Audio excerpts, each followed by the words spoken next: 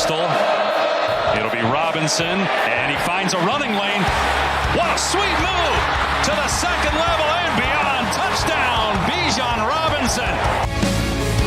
This is 365 Sports, powered by Sikkim365.com. Play action.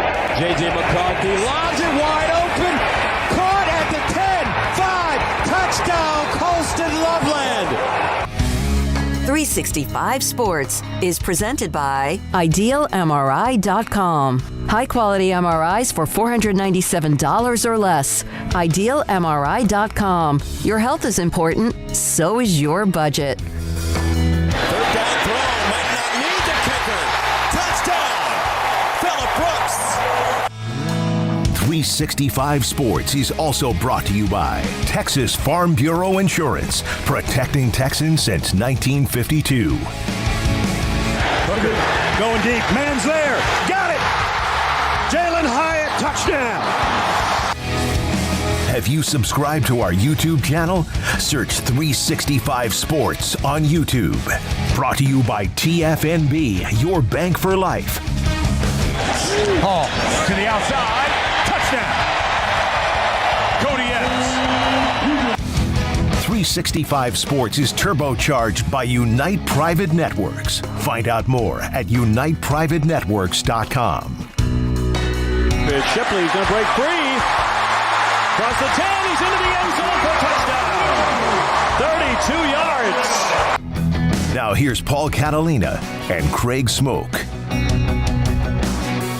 We are back in studio after 2 days at Big 12 Media Day. Smokey took today off. Craig and I will be here with you. And the first hour, you'll see us here in studio. The next 2 hours of the show, for the most part, you will see all the stuff that we could not air from Big 12 Media Days, Craig, which got to be, I would say yesterday between, and there was a couple things that we haven't even aired yet from Wednesday, but yesterday between about 10:45 and 12:20 or 12:30, we didn't stand up. Yeah, no, I think at one point, I think it was the Scott Satterfield interview. We had done a couple before that, and happy Friday, everybody. What's up, chat? Scott Satterfield was coming over, but we had just finished, I think, I can't remember exactly who it was, but we had done a run of people, and I looked over at, I don't know, I think at you and Smokey both, and I just said, like, I don't care who we got next, I got to go to the bathroom. Yeah. Like, I have to. Like, I just cannot wait any longer because we had done like 4 in a row, and I was just like, I'm going to burst if I don't. So I had to get up, and I came back, and y'all were already interviewing Satterfield, and then we had, people after that. So it's very much like a Super Bowl Radio Row week, except for 2 days instead of 5. Super Bowl Radio Row, you do a lot of interviews. Sometimes, or most often, you're left with some leftovers because there's just not enough time. Sometimes that works out pretty well. Sometimes it doesn't because they're already too aged. But I think with Big 12 Media Days, we got our money's worth for those 2 days to get as much content as we did to have both shows these past couple days, but to have plenty left over to show, and we're gonna empty the clip today, so to speak, and get all that out there because there was a lot of good stuff. Yeah, there's lots of great stuff. If you guys are not, I know Kansas State fans are, but if you are a fan of college football and you don't know who Kobe Savage is, you're about to. He was one of our favorite interviews, and he's got a great story. He didn't even have, which I think was hilarious the way he talked about it. He didn't even have a page to recruit to. He didn't have none of the recruiting sites he had a page on. Nothing. No rivals, but nothing. No stars. Short guy, defensive back, no offers, and went to JUCO, sent text to every coach in the Big 12 in Texas, every coach that he could, just got responses from a few, and Kansas State was one of them. And it doesn't surprise me that Kansas State, who is probably pound for pound, bang for your buck out of JUCO recruits, done better than most over the years. I mean, Bill Snyder essentially rebuilt the program. Not even rebuilt because it was bad forever, but built the program on JUCO recruits. So it doesn't surprise me that Kobe Savage, who was second team All Big 12 at the end of last year, wound up at Kansas State and is flourishing there. Well, slight correction. He had, at least from what I remember him saying, like a D1 AA type of offer list, a couple of those types of schools, but nothing Division I, like he was looking for, like a Kansas State, until they finally did come calling. And yeah, he said that he reached out to everybody in the Big 12 and didn't hear back from most of them. And so now he's a guy with a massive chip on his shoulder, which is the case with a lot of players in college and in the pros. They a lot of times have those chips on their shoulders is what kind of guides them. But I mean, he really does, and it's his height as well that kept some people from pursuing him. And so that's a double whammy of motivation. And now here he is, and he's a all Big 12 type of guy with a lot of big personality and playmaking ability as well. And I think, when we talked to Chris Kleiman, did we play that already? I don't even know. Kleiman we did. Well, he touched on. I think Kleiman was actually live. Okay, yeah. He was during the show. It's a all whirlwind together. Couple of days. Yeah. I don't know when we did certain times, but I mean, he touched on Kobe Savage's recruitment and the fact that just in general, JUCO guys are getting overlooked these days. But Kansas State's not going to make that mistake. And hey, if you want to look over them to go get some guy out of the portal, well, K-State's going to get portal guys too, but they're also going to look around and, hey, Tyler Junior College has got a pretty feisty cornerback, or pretty feisty defensive back, in general, and we can do some things with him, and they have, and they will this season as well. Hopefully he can stay healthy, because that was the thing last year for him was, had to sit on the sidelines watching the end of the Big 12 championship game, and that sucks, but man, he was a lot of fun to talk to. Yeah, West Virginia fans, we have Neil Brown today, and we don't, I'm not like I've been asked this over the years. We didn't ask him what's it like to be under the gun, and he knows his situation. You don't need to remind him of that. I mean, we didn't talk about that, but it's not Howard Stern in the '90s of being confrontational over every single little issue. No, but I mean, it was. How do you grow? How do you build given everything that's kind of gone on?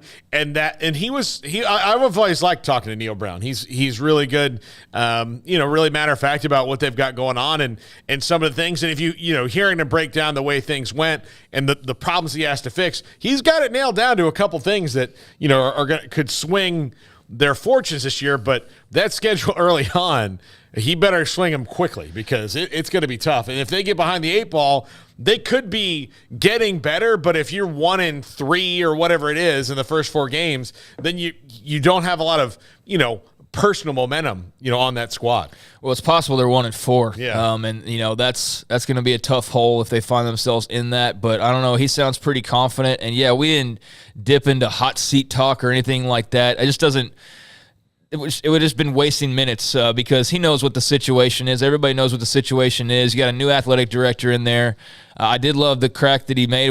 He's kind of busy with basketball right now, which was funny and very self-aware. But, he kind of the tone of that interview was about really the disrespect that West Virginia has received. And I know that he's playing that up as a coach, as a motivating factor. I totally get that. But, it is kind of a slap in the face that they were voted dead last despite there being 4 new schools.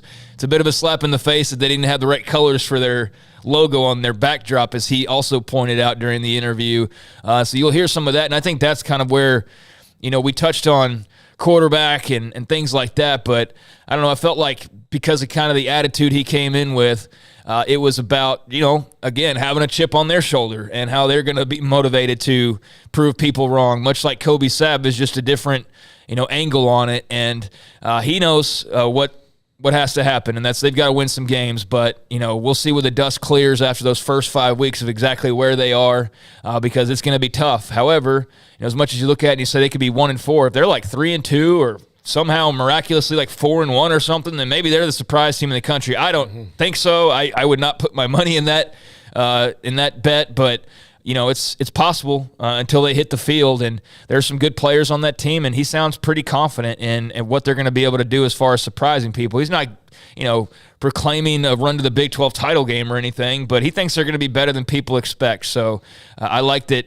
they're fired up and ready to prove people wrong. Yeah, absolutely. You'll also hear today from UCF AD Terry Mohajir, been a great friend of the show, and players Jared Wiley from TCU, Drake Stoops and Danny Stutzman of Oklahoma, and Matthew Stein, the CEO of the National Football Foundation. So that's all coming up between 4 and 6. And then, of course, at 3:45, we've got Grayson Grundhafer from Sikkim365.com. He'll join us, talk about Big 12 Media Days, what he thinks. Also, there's a couple recruiting weeks here coming up before the season gets started, so we'll get to talk about that. But, yeah, things are ready to go. And, Craig, let's dive into some of the news of the day. The biggest story in college football is, of course, the NCAA has fined Tennessee $8 million for 200-plus football infractions. They did not get a bowl ban. 6-year show cause under Jeremy Pruitt. They were docked 28 total scholarships, but the program already self-imposed a penalty of 18. They must also vacate wins and records in which 16 sanctioned players participated. 18 of those infractions were level 1 infractions, mostly surrounding illegal payments to players in a scheme where unofficial visits for recruits and their families were paid for, which is not allowed per NCAA rules. Tennessee's recruiting staff concealed the activities from their compliance staff, and the total amount of money in the violations was about $60,000. Jeremy Pruitt's wife was involved. The former defensive coordinator was involved. There's a lot of this, and they didn't get a postseason ban. And Oklahoma State basketball did because I guess they could. It's still kind of a weird, thing how each of these penalties comes out differently. Apparently, Tennessee was very, at least by the NCAA's investigative arm, very forthright with things, which is amazing when the fans have turned on a coach, how forthright the university will be about said coach, which is what happened to Jeremy Pruitt, because the fans had totally turned on him before anybody knew about this anyway. So it was probably easier for the university to be like, oh, yeah, sure, look into whatever you want. We don't like him either. Here's what we found out. Build on that. So, but, yeah, it's still 6-year show cause. I mean, there's some people that aren't even in college athletics anymore that have 10-year show causes. And, in fact, if you do hire within the 6 years Jeremy Pruitt, he'll have a 1-year suspension anyway. So, basically, whether it's 6 years from the last time he coached in 2020 or 6 years from now, people are just going to have to wait it out because you hire me because I have to sit out a year anyway. Well, I don't think he's sitting at the front of the line of people's wish list anyway. So, yeah. I don't think that will be a big issue for most everybody out there of like, oh, man, we can't hire Jeremy Pruitt right now.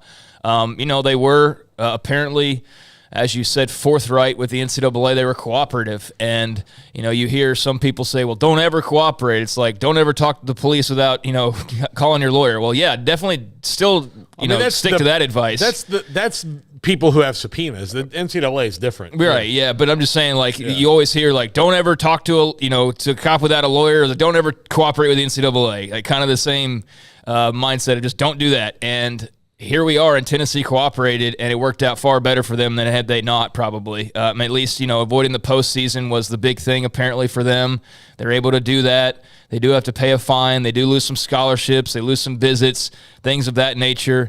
But I think because of where the program is right now, you'd rather be at 100%, of your faculties. But I think they'll be able to maneuver through and around those obstacles far better than what a graver punishment would have been, like a postseason ban and something that would have really hit you in the heart. So they got what they wanted really in the end. They washed their hands completely of Jeremy Pruitt. They had plenty of reasons to show of why he was gone, more than enough. Not that anybody really needed all that validation, but spend a few million, well, you make a ton of money. I don't think that that's going to be a problem for them, and the scholarship part's not fun, but, we'll see how they play around with that. It's not as though it's like 15 scholarships taken away right away. It's not going to be debilitating, so to speak. It's going to be an annoyance, and it might be a little bit aggravating in some ways, but it's not going to cripple them in any form or fashion. So, yeah, it was a long time to get to this point.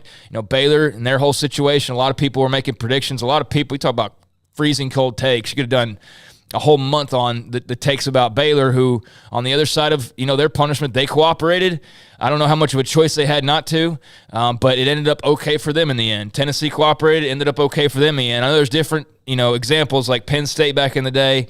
So I don't know how you go about deciding what to do. And if you're Oklahoma State, I know it's not apples to apples for one, but it is frustrating because they did get hit in their opinion, and rightfully so, pretty hard.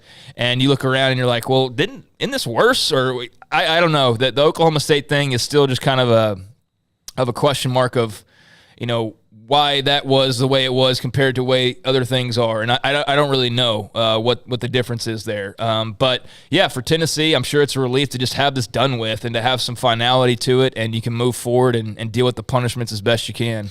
Here's another thing I'm curious about coming off of this. A lot of this happened during the COVID year, where they're also bringing in recruits to visits when on-campus recruiting was banned. This lays out maybe a roadmap for Arizona State as well, of what's going to happen to them.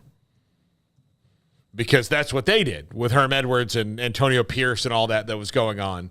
There were illegal recruits there. So I'm curious if Arizona State's penalty mirrors this in any way based on how many violations they actually may or may not have committed overall. I mean, the thing that stands out to you about Tennessee in this is just the sheer number. Yeah. In that. Like, just how many different violations, and 18 level 1 violations is a lot. And look, I'm the first one to tell you the NCAA, for the most part, doesn't have any teeth. And this penalty, the scholarships are the big thing, and the $8 million is a big thing. Well, they're also going to be on probation, which, you at least have to be on alert there. And they're also going to have to vacate some wins, depending on who all was involved and when. Like, they didn't announce the actual games, but you mentioned that 16 individuals that were mentioned in this. 16. You also had the Pruitts paying money out of their own pocket to help facilitate some of these things. So this was not like just they had a recruit on a bad weekend. Is like, no, this is very calculated, like money coming from the head coach and his bank account. And his wife who worked in compliance at other schools. So, you see here, like, well, he probably said, like, how do we hide this from compliance? And again, I haven't read this whole report, but it kind of like, okay, well, she would know how to. She made payments. He made payments. It's a lot. It is the kind of thing that in the 80s would have gotten Tennessee hit a lot harder. Yeah. But since it's a little different now, and again, they cooperated according to the NCAA. But yeah, it's still, $8 million is a lot. It's a lot of money, but they have a lot of money there. I think that's less of a punishment than, but again, the postseason is what they wanted to avoid, a ban on. They got that. So win there. They've got their head coach that's going to be there for the foreseeable future, and they're back to winning, so they don't have that part to worry about. This was a lingering thing, and yeah, you're going to have to vacate some wins. You're going to have to pay a bunch of money, and you're going to have to be smart about what you do moving on here forward. You'll be on probation, those types of things. But it could have been worse, that's for sure. And I know there's some Oklahoma State fans that are probably a little grouchy over their punishment versus Tennessee's, comparing the severities of them. Obviously, Oklahoma State's tied back to the whole FBI basketball scandal and that whole deal. But yeah, that's some finality on the Pruitt Tennessee story. And if you want to read, there's a lot more into it as far as like how deep it went, and there's various articles. I'm trying to think of the one that I read. Might have been Pete Thamel, and I think he co-wrote it with somebody. I can't remember the one I was reading earlier. But there's a few articles out there that dive deep on every single specific detail. So interesting story to read and see come to a close. And another chapter in NCAA punishments. As you wonder about the strength of that organization, which is run by the schools, and its future. It's still out here levying punishments. It's just not the scythe that people the way you used to think of it, of like they're just going to mow somebody down. That wasn't quite the case, but they did deliver some some punches to the gut for sure. Yeah, this was not as severe as it would have been, but it is one of the more severe ones you can see in the last few years as the NCAA tries to remake itself and its authority. So Northwestern announced that David Braun will serve as the interim coach for the entire season. He's their defensive coordinator. It's his first year in the FBS. He's been at Northern Iowa, UC Davis, Winona State, and Culver Stockton. Most recently at North Dakota State, won 2 FCS national championships. He's on that Chris Kleiman tree, David Braun. So he is the most recent coach of the staff, which makes him probably the best one to take over, given he probably had the least to do with whatever happened. And Craig, I listened to Dan Wetzel on Rich Eisen the other day, talking about this. Dan Wetzel with Yahoo. He's with Yahoo, right? I don't know. Yeah. They move around. But Dan Wetzel. They all kind of move in the same. They are kind of, Is he with The Athletic? Is he with, I get it. Dan Wetzel, he's with Yahoo, though. Dan Wetzel, one of the best investigative reporters in college athletics, bottom line. Really, really good at his job. And he said, look, Rich Eisen asked him, said, look, I need you to explain this to me because I don't know how to form an opinion on it. And Dan Wetzel said, well, that's fair because we didn't really know any details because of how we and we talked about it, how it broke down. Well, on Friday, he was fine. On Monday, he was fired. That was, things came out over and they decided to fire him. It very much feels like the Baylor situation to me, also in the fact that Northwestern's just a private school. They don't have to release any of these details, and we're just kind of left to wonder. We won't ever see this report. We won't ever see all these things we won't see. I do think, and I think that Baylor people deserve this, like warts and all. And I think Northwestern people, especially you're a private school, everything is reliant on donations in that you owe your people a full explanation of what's going on as opposed to just partial stuff. But because state school, already. Everybody would know everything already, everything that's in every report. They can't hide that stuff. They have to file reports. They have to do that. Private schools are different. It makes it more difficult. But David Braun taking over, what's going to be, I can just tell you for that Northwestern team, for the guys who are, and most of them not involved in this at all in any way, shape, or form, it's going to be very hard. Yeah, I'm sure it will be. It's not fun to be in the summertime and be a couple months away from the season, and all of a sudden your entire reality gets shattered as far as what your expectations were for your college football season. I hate it in particular for seniors who are playing their last year and just had this bombshell, go off right in front of their big final run. Now, as a team, are they going to be any worse than 1-11? Because I guess maybe they could go 0 next year. That could make things even worse. But they're already coming off of a bad season, and now you add this on top of it. And yeah, I can't imagine what the mood is around just the program in general right now with so many questions still ongoing. You got several more weeks for players to have this window to be able to transfer, so that's nowhere near done. We're going to have under 4 weeks for that to take place, so that countdown is on, and you just wonder how much more damage could possibly occur then with the roster. And it's a shame. It really is. That's the thing, when the adults make dumb decisions, it affects the kids, the young people that you're supposed to be leading and guiding. And I don't know the whole story about what happened at Northwestern, just like we all don't, as you pointed out. And who knows if we'll ever know fully, every exact detail truthfully on what happened. But just a pity. It really is. I feel for, those on the other end of it. And I just have a lot of questions still about what exactly was going on and what's what really, and how he was suspended and then he wasn't. And, those are kind of things that will be unpacked eventually, probably. But again, with the private school thing, to what extent will it be fully will the flashlight be fully shown on it? I don't know, but I know we'll know more, as time goes on. Well, here is the letter that was written to the Northwestern community on Monday by President Michael Schill. Here's what he said, which, Craig, you'll hear this kind of mirrors what I think about what coaches' jobs are, which is their job is to know everything that's going on. And I know you can't know every single thing, but you need to know the big things, and you need to know these things fast. In determining an appropriate penalty for the head coach, I focused too much on what the report concluded he didn't know and not enough on what he should have known. As the head coach of one of our athletics programs, Coach Fitzgerald is not only responsible for what happens within the program, but also must take great care to uphold our institutional commitment to the student experience and our priority to ensure all students, undergraduate and graduate, can thrive during their time at Northwestern.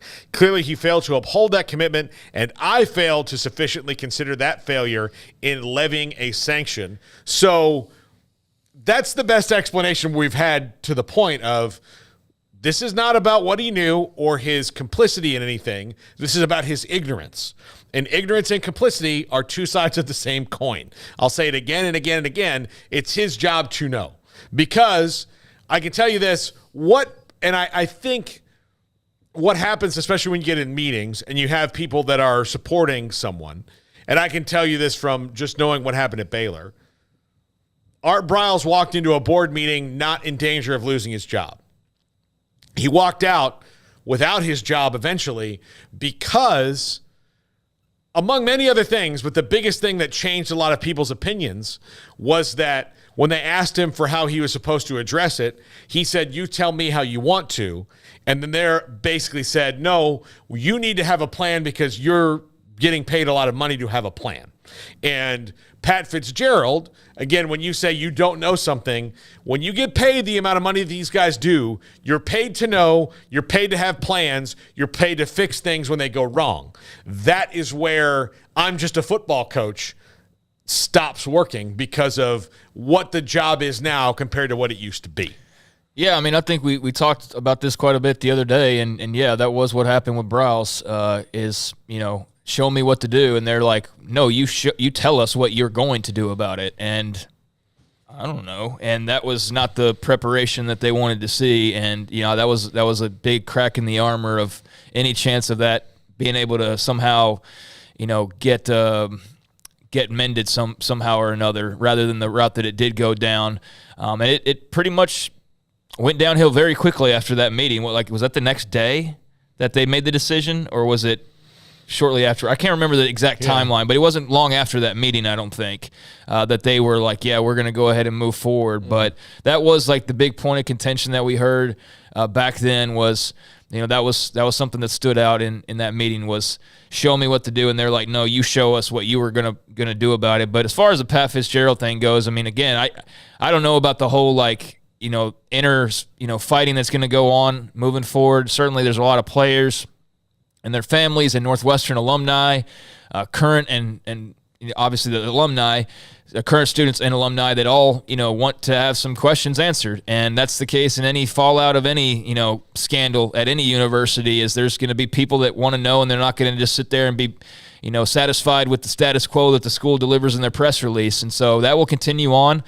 for the foreseeable future, and totally understandable because, people don't just, okay, well, I'll just take your word for it. No, this is life-changing stuff happening, especially for, like I said, the seniors and, the people that were heavily relying on his guidance and his leadership or his relationships. And they're, rightfully going to want to know more about why exactly this happened and want to know for 100% certain that it was the right choice and that they're not just getting the wool pulled over their eyes and somebody's getting screwed over to cover the backs of somebody else, because that does happen as well. So, yeah, that's a shame. Now, as far as the hire, I mean, seems like it's risky. I mean, they're very, very much a lack of experience at this level of football, and I don't know how that plays, but, who do you hire at this point in the year? I mean, Baylor hired Jim Grobe, who was retired.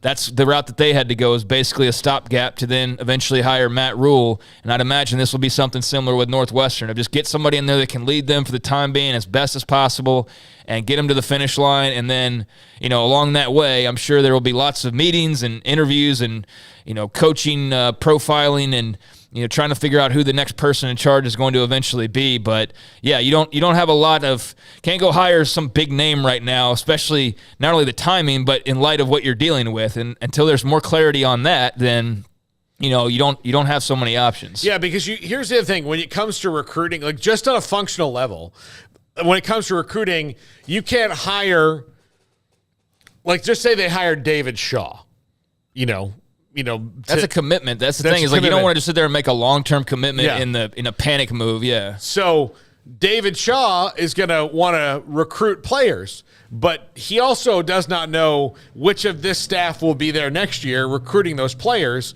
So what Baylor did, and look, it wound up working out for them in the long term because the only player they got committed during that year was Jalen Petrie, who wound up being one of the greatest players that ever come here. No, they had several guys committed, but they all jumped off board. Baron Browning, Hezekiah Jones, Kellen Mond, who else was there? Cam Martin.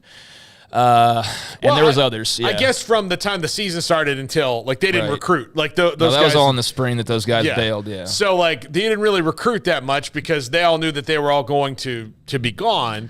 So because that staff was the staff that was with Bryant. That was the same guys. The only difference was Jim Grobe was the head coach. That was the only swap. So those guys already knew they were leaving. So they're not going to recruit. So this Northwestern staff is kind of under the similar gun in that they don't, for the most part, know what's going to happen next year. So they'll have a plan, but it will probably not be as aggressive as it would if Pat Fitzgerald was there. They've already lost recruits because of it, so they have to navigate that. So you don't bring in, say, David Shaw and be like, go recruit, because the guys who are recruiting he may not be bringing back anyway, because he's going to want his staff in there regardless of of this. So it's such a weird situation. You can't really do anything about it. We'll take a break right here. We'll come back. We've got a couple of super chats to get to. We'll do that. And then at 3:45, Grayson Grudhaver gives us his thoughts on Big 12 Media Days and more. This is 365 Sports.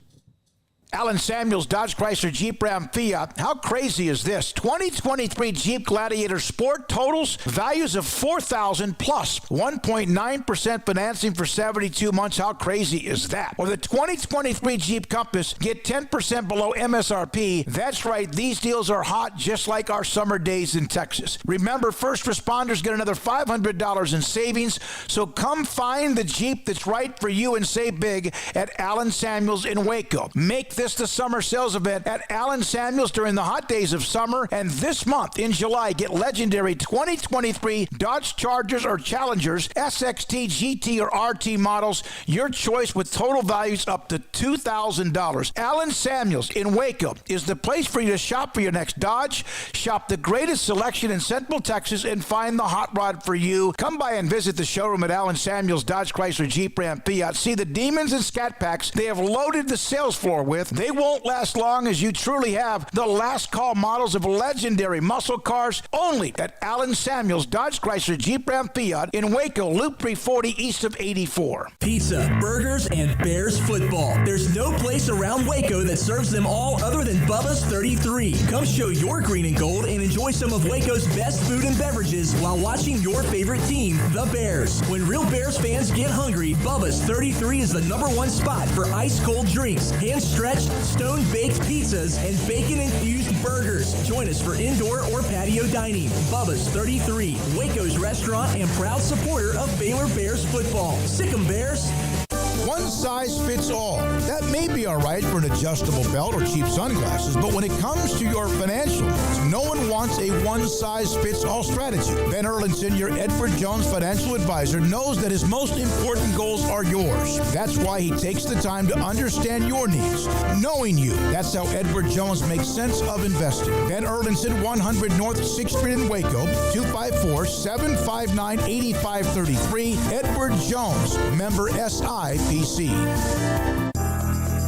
Riverbend Liquor and Wine, Lakeshore Drive, North 19th Street, right behind the bank, is a hidden gem in Waco. If you're a fan of bourbon, especially local Texas bourbons, that's where you gotta go. Balcones, TX, Devil's River, whatever it is, they've got it. Riverbend Liquor and Wine, plus the best selection of craft beers in Waco, seasonally churned out throughout the year. Whether it's spring, summer, fall, or winter, Riverbend Liquor and Wine, best selection of craft beers, a speedy drive-through window, and excellent customer service. Find out more on Instagram or just go by and see them. Lakeshore Drive at North 19th Street behind the bank.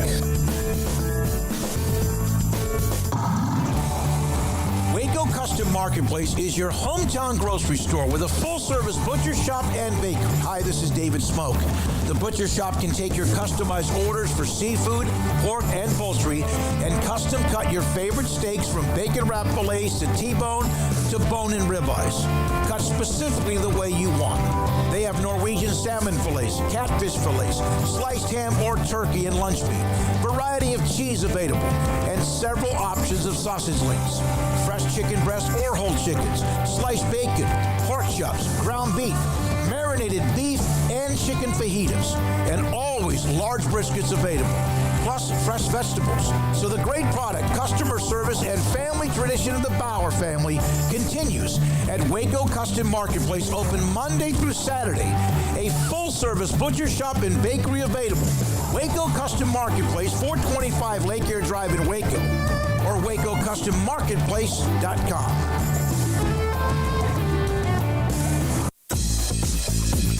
Baylor Scott & White Southwest Sports Medicine and Orthopedics, the team physicians for Baylor Athletics, diagnosing and treating all sports-related injuries, including concussions. These specialists also provide orthopedic services for athletes and non-athletes alike, whether it's knee or shoulder pain, a wrist injury, orthopedic spine care, and even an arthritis and total joint clinic. Trust the doctors Baylor Athletics trust. Baylor Scott & White Southwest Sports Medicine and Orthopedics wants to get you back in the game.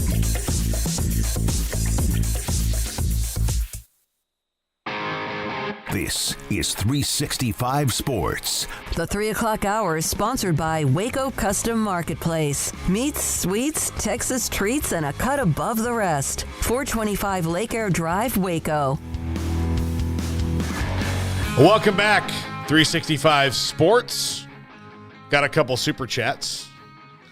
It is funny. One of them is about Jon Gruden, which we were talking about Tennessee, and for years, Tennessee fans were convinced that Jon Gruden was coming there. Oh, yeah. That was a hot Rivals.com message board talk for a long time. Yeah. Years. Much like Texas fans were convinced that Nick Saban will only be truly happy if he's living in the Texas Hill Country, which, again, was never true. It was not a thing that was going to happen. But if, it's only a lie if you it's not a lie if you believe it, I guess, in their thing. But yeah, it was people just believe that thing. But Chris, $10 super chat. Guys, Jon Gruden is pushing to get back into coaching in the NFL with his potential lawsuit on the release of his personal emails. How do you think this shakes out? He's too good not to be coaching. Here's the thing. Whether he's too good to be coaching or not, the emails said what they said. He would still have to go in and walk back those emails and try to establish credibility with his players. And whether it's right or not that he got fired because of an investigation into an NFL team he wasn't even working for, that, again, I just think it's something it would be really hard to sell to a team right now. It would be really hard to sell public relations-wise. It would be a headache that most teams just don't want. And I think that if you saw his time with the Raiders, too good not to be coaching, I don't know if you can say that right now. Yeah, I think the only chance of Jon Gruden doing anything NFL-related in the near future is him winning his lawsuit or losing his lawsuit. I mean, I think that's where the focus is. There's not enough momentum there, I think, in any way, shape, or form for anybody to jump out at hiring him with all the litigation that's ongoing. I mean, he's talking about burning down the NFL, burning the house down, I think is the exact quote or line that he or his lawyer used. So, yeah, the only matchup with NFL-wise that he's got coming is in the courts. So I think that's going to be something very interesting to follow. There's obviously going to be a lot of very big money, high-powered attorneys going at it, and it'll be interesting to see what comes of all that litigation and, where he is on the other side of it. But, yeah, the texts are out there. They were damning, and obviously, people moved pretty quickly when they saw that. And, that was shocking when all that kind of unfolded. And, of course, the Commanders are involved to some extent because there's such a messy organization. But, yeah, I don't see anything head coaching-wise in his future NFL-related until – or ever. I don't see it ever, but especially not until like this other stuff is all settled, and that could take a while. It's taken a long time. The NFL's not just gonna let it go.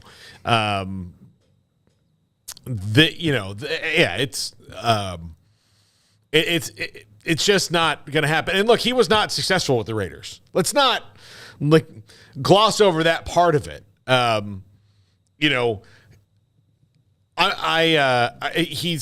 It's not like he's a hot name right now. So it's not like somebody's like, man, I hope he gets this done so we can hire him. Well, dude, it's not even like about winning and losing. It's he's toxic as hell. Like so, he's got racial slurs and talking like he's saying some pretty major stuff. Whether it was right or wrong that his emails were released, the fact is that he still said it, and he's going to have to reconcile that with a locker room full of black players. And that is just something that is probably not worth a lot of NFL teams' time. Bro, the season's like in 2 months. Like nobody's hiring him right now. Nobody's hiring him anytime soon. And I don't think anybody's hiring him, period, unless there's like this magic was it the smoking gun somehow in his lawsuit, and he's like totally innocent of everything that he was accused of, or it's all been, a big scandal on the part of the NFL and the whoever else could have possibly been involved, the Raiders, whoever. That's the only chance. That seems like a very minute possibility. I don't see it whatsoever. But, I'm not always right. So maybe there's a chance, but I can't imagine how when you've got this ongoing lawsuit. Well, I mean, considering the only owner who would hire him has already had to move on. So, I think that's also part of it. Katie Rader, 365 super chat, like $3.65. Thanks for the good guys. Hashtag Wreckham. Katie Rader, thank you. Had a great time talking to Joey McGuire as always. And yeah, we did not. We were trying to get Tyler Shuck, but it just didn't work out time wise and everything that overlaps. The one thing that was very weird about we did not talk to anybody from Kansas or Iowa State or Texas. Yeah. Those three we didn't get. We got 11 of the 11 other schools. I think we hit somebody. Yeah, and we tried to get everybody on. So if you didn't see somebody, then that's not really our doing. That was more time constraints or just we didn't see Iowa State walk into the room until I saw Matt Campbell late in the day. But besides that, didn't see them really at all. Yeah, weird scheduling and all that. And the other thing is on Thursday they try to get everything done early because as you heard us talking about at the end of the show yesterday, they're tearing it down to get the stadium clear as fast as they can because Jerry's got something coming up on Friday and Saturday night, believe you me. But last year we had Matt Campbell, we had Bijan, was Sark on last year? 2 years ago was Sark. So, I know Texas was in big demand, especially it being their last deal. And then from Kansas, I don't know really what the issue was there. I think we tried to get Leipold, and there just wasn't time to do it. Yeah. So, we tried to get everybody, but there was just, those three that couldn't get to. West Virginia wasn't until late in the day. We nearly didn't have anybody from them, and then we ended up getting Neil Brown, which is great. But, saw people I saw an Iowa State fan who was talking about not towards us or anything, just in general, was talking about media days and, looking for Matt Campbell interviews and those types of things. And, we would have liked to have been a part of that, but did get him last year. So, So I saw their whole team come across the field right about before we started the show yesterday. It was the first time I saw them. If you had told me they weren't there, they got stuck in Ames, I would have believed you because I didn't see. They were the only people I didn't see the whole time. Well, Oklahoma State was late arriving on their day. Did we get anybody from Oklahoma State? Yeah, we had Corey Black. Oh, yeah, Corey Black. But that was on the phone. Yeah, that was on the phone. They were in a van driving down. Otherwise, they would have been on the list of no interviews, too. So that's just the way that it worked out. But, weren't shunning anybody on purpose and not going to be one of those of, only care about the three teams at the top of the league or anything. We'd love to interview every, coach from every team and pick their brains, and hopefully we can, cross off the guys that we missed out on sometime, throughout this season. My goal is for our company to grow big enough that they just have a booth where from this time to this time, you were 365 Sports. That'd be great, yeah. Because there are companies that are. There are people that get everybody because they're part of the thing. So maybe one day we'll get there on the backs of you guys because you guys are all great in supporting us. And the more you proliferate and make more of 365 Sports viewers, the better that will be. And we appreciate every single one of you, especially guys like Kim Coulter, $4.99. We're getting a lot of super chats from the Wreckham community today. Kim Coulter, I'm curious, given that y'all were sitting so close to him, was there any interaction between you guys and the Monty Show guys? If so, enlighten us. Yeah, we met them. They're really nice guys. I like talking to the Monty Show guys. We didn't have time to talk to them a lot, but we did meet them. We talked to them. They're both really nice guys. So that was my assessment of them. Their show's on the same time as ours. I've seen a little bit of their stuff online, so I'm not going to assess their show or anything. They're nice guys, like meeting them. Hope we get to talk to them a little bit more again. Yeah, I think they were walking out, and I went up and said hello. And I think that they're nice guys, and don't know a lot about them, like you said, but I know that they're in the same universe, I guess, so to speak. And seemed like good dudes, and good to see a bunch of people there at media days that all cover the Big 12 or talk Big 12 at times. And I think the more the merrier, and we're certainly not one of those people that goes out of our way to sit there and shoot there's arrows at everybody who's YouTube. YouTube is an infinite space, right? So there's room for everybody who wants to do everything. But I think there's only maybe one really, but you could be super negative about people in the same sort of stratosphere. But we're not that way at all. We said what's up to everybody that we saw, and that's from every single school pretty much for the most part. And there's a lot of good media folks out there in Big 12 country and college football in general. So, the more the merrier, and good dudes. All right, yeah, absolutely. Yeah, so yeah, hope to get to talk to him a little bit more in the future. So, and good luck with what they're doing. I support everybody who wants to do it the right way in this space, because it's great if you get to do it without knocking down others. Yeah, exactly. Just do it the right way. This world is mean enough. We need to, more hugs. That's what I'm for. More hugs. Yeah, I don't mind talking some mess when I need to, but no, there's no need to in this situation. So, I think more the merrier, and it's all, I think, like John Kurtz from K-State, we saw, I can't remember the guy who was next to us from the small Kansas town. It was Brent Venables' hometown. Yeah. I can't remember his name. I'm sorry, buddy, from like Meridian, Kansas or something like that. What's up to you? We were between two K-State stations. Yeah, good K-State folks. Monty and crew, and just a ton of people were around us, and it was cool for 2 days just to kind of be around people who do similar things and who have a passion for the same things, and who appreciate the Big 12 and all that kind of jazz. These things for us are like summer camp. I mean, really. I mean, that's it's kind of like a little class reunion in a way. Yeah, it's a reunion, summer camp, whatever you want to say. No, it's more summer. Yeah, because we're not like super familiar with everybody. Some people we are, but it is like summer camp. You're right. Especially like people who've been in markets, you've worked together for a while, you already get to see them. It's great. I love it. I love every single second of it that we get to do those things. We're very blessed to do that. Another guy who's very blessed, Grayson Grunhafer. Because he gets to see us and talk to us next. That's a very egotistical way to say that we're happy to have him on the show every week. Grayson Grunhafer, SicEm365.com. He's next. Cars priced right, day and night. Average your car in Texas. Trucks built for you, red, white, and blue. Average your car in Texas. Cars that zoom with lots of room. Average your car in Texas. Count on us, a dealer to trust.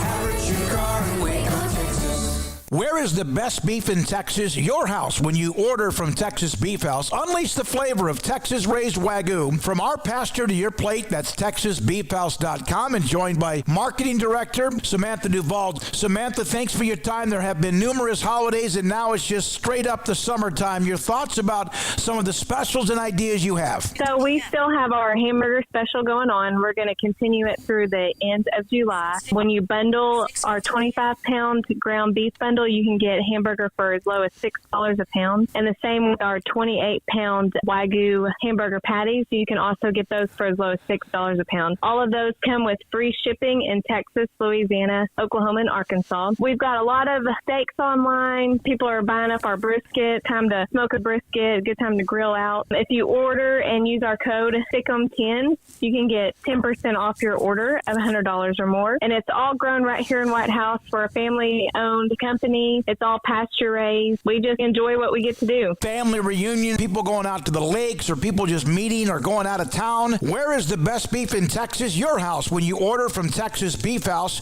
Unleash the flavor of Texas-raised Wagyu. From our pasture to your plate at TexasBeefHouse.com. In the market for a quality metal building? Since 1943, Pioneer Steel and Pipe has helped Central Texas residential and commercial customers with metal building design, panel options, building components, and trim options. Pioneer Steel and Pipe's residential line is energy efficient, offers low maintenance, reduces insurance payments, is impact resistant, and carries up to a 45-year limited warranty. In addition, they can also help you find a metal building contractor for your project. Pioneer Steel and Pipe with locations in Waco and Bryan and at pioneersboys.com. TFNB Your Bank for Life is the official local bank of Baylor Athletics. Find out why more Central Texas are making TFNB their bank for life. Sign up for our Edge checking and savings accounts to earn interest or cash back. With 5 convenient locations and an award-winning mobile app, banking has never been easier. TFNB Your Bank for Life. Member FDIC. Waco Regional Tennis and Fitness on Lakeshore Drive in Waco is a premier, elite, life-changing experience where you can change your mind, body, and soul. Waco Regional Tennis and Fitness offers 40 group exercise classes each week, including boot camp, indoor cycling, and more. If you haven't been to Waco Regional Tennis and Fitness lately, you're missing out on the improvements, with the members excited about what they see. New flooring, locker rooms have been redone, new painting, and mirrors added to the weight room and group exercise room. With a new squat machine that will test your legs and their stamina. New free weights, weight machines, TRX, rowing machines, stationary bikes, treadmills, elliptical machines on a spacious weight room floor. Personal training with Christy London, Randall Corley, and welcome Nathan Roach. 16 tennis courts plus a beautiful stadium court and longtime youth tennis pro, the great Britt Cole, plus adult tennis lessons with Blake and Kenna, who are ready to take your game to another level. And the commitment to pickleball with 8 courts and instructor Jody Thurman. Visit the website, wacotennis.com. Waco Regional Tennis and Fitness on Lake Shore Drive next to Hawaiian Falls in Waco.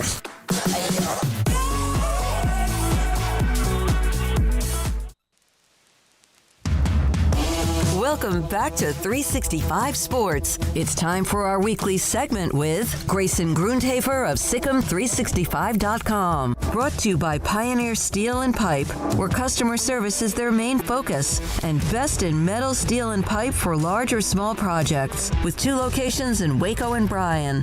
Family owned and operated since 1943. Grayson Gruden joins us now. And of course, this segment also brought to you by Richard Carr Motors, as all Baylor athletic segments are on 365 Sports. Grayson, fresh off of Big 12 Media Days, first off, overall thoughts on everything you saw and heard, and anything interesting that you took away that maybe didn't get as much publicity? You know, I thought in general it just was a really cool and well-done event. And I don't know that people have talked about that quite enough, but there was definitely a different energy, I felt like, going there this year. This is, I think, my 5th year in a row going to Big 12 Media Days. And so, I don't know, there was a different energy. It felt like the graphic, the logo, just a lot of different things felt different. I know, you go to the tables and you get ready to watch the press conferences, and they were giving out notebooks that had the Big 12 logo on it, pens that had the Big 12 logo on it.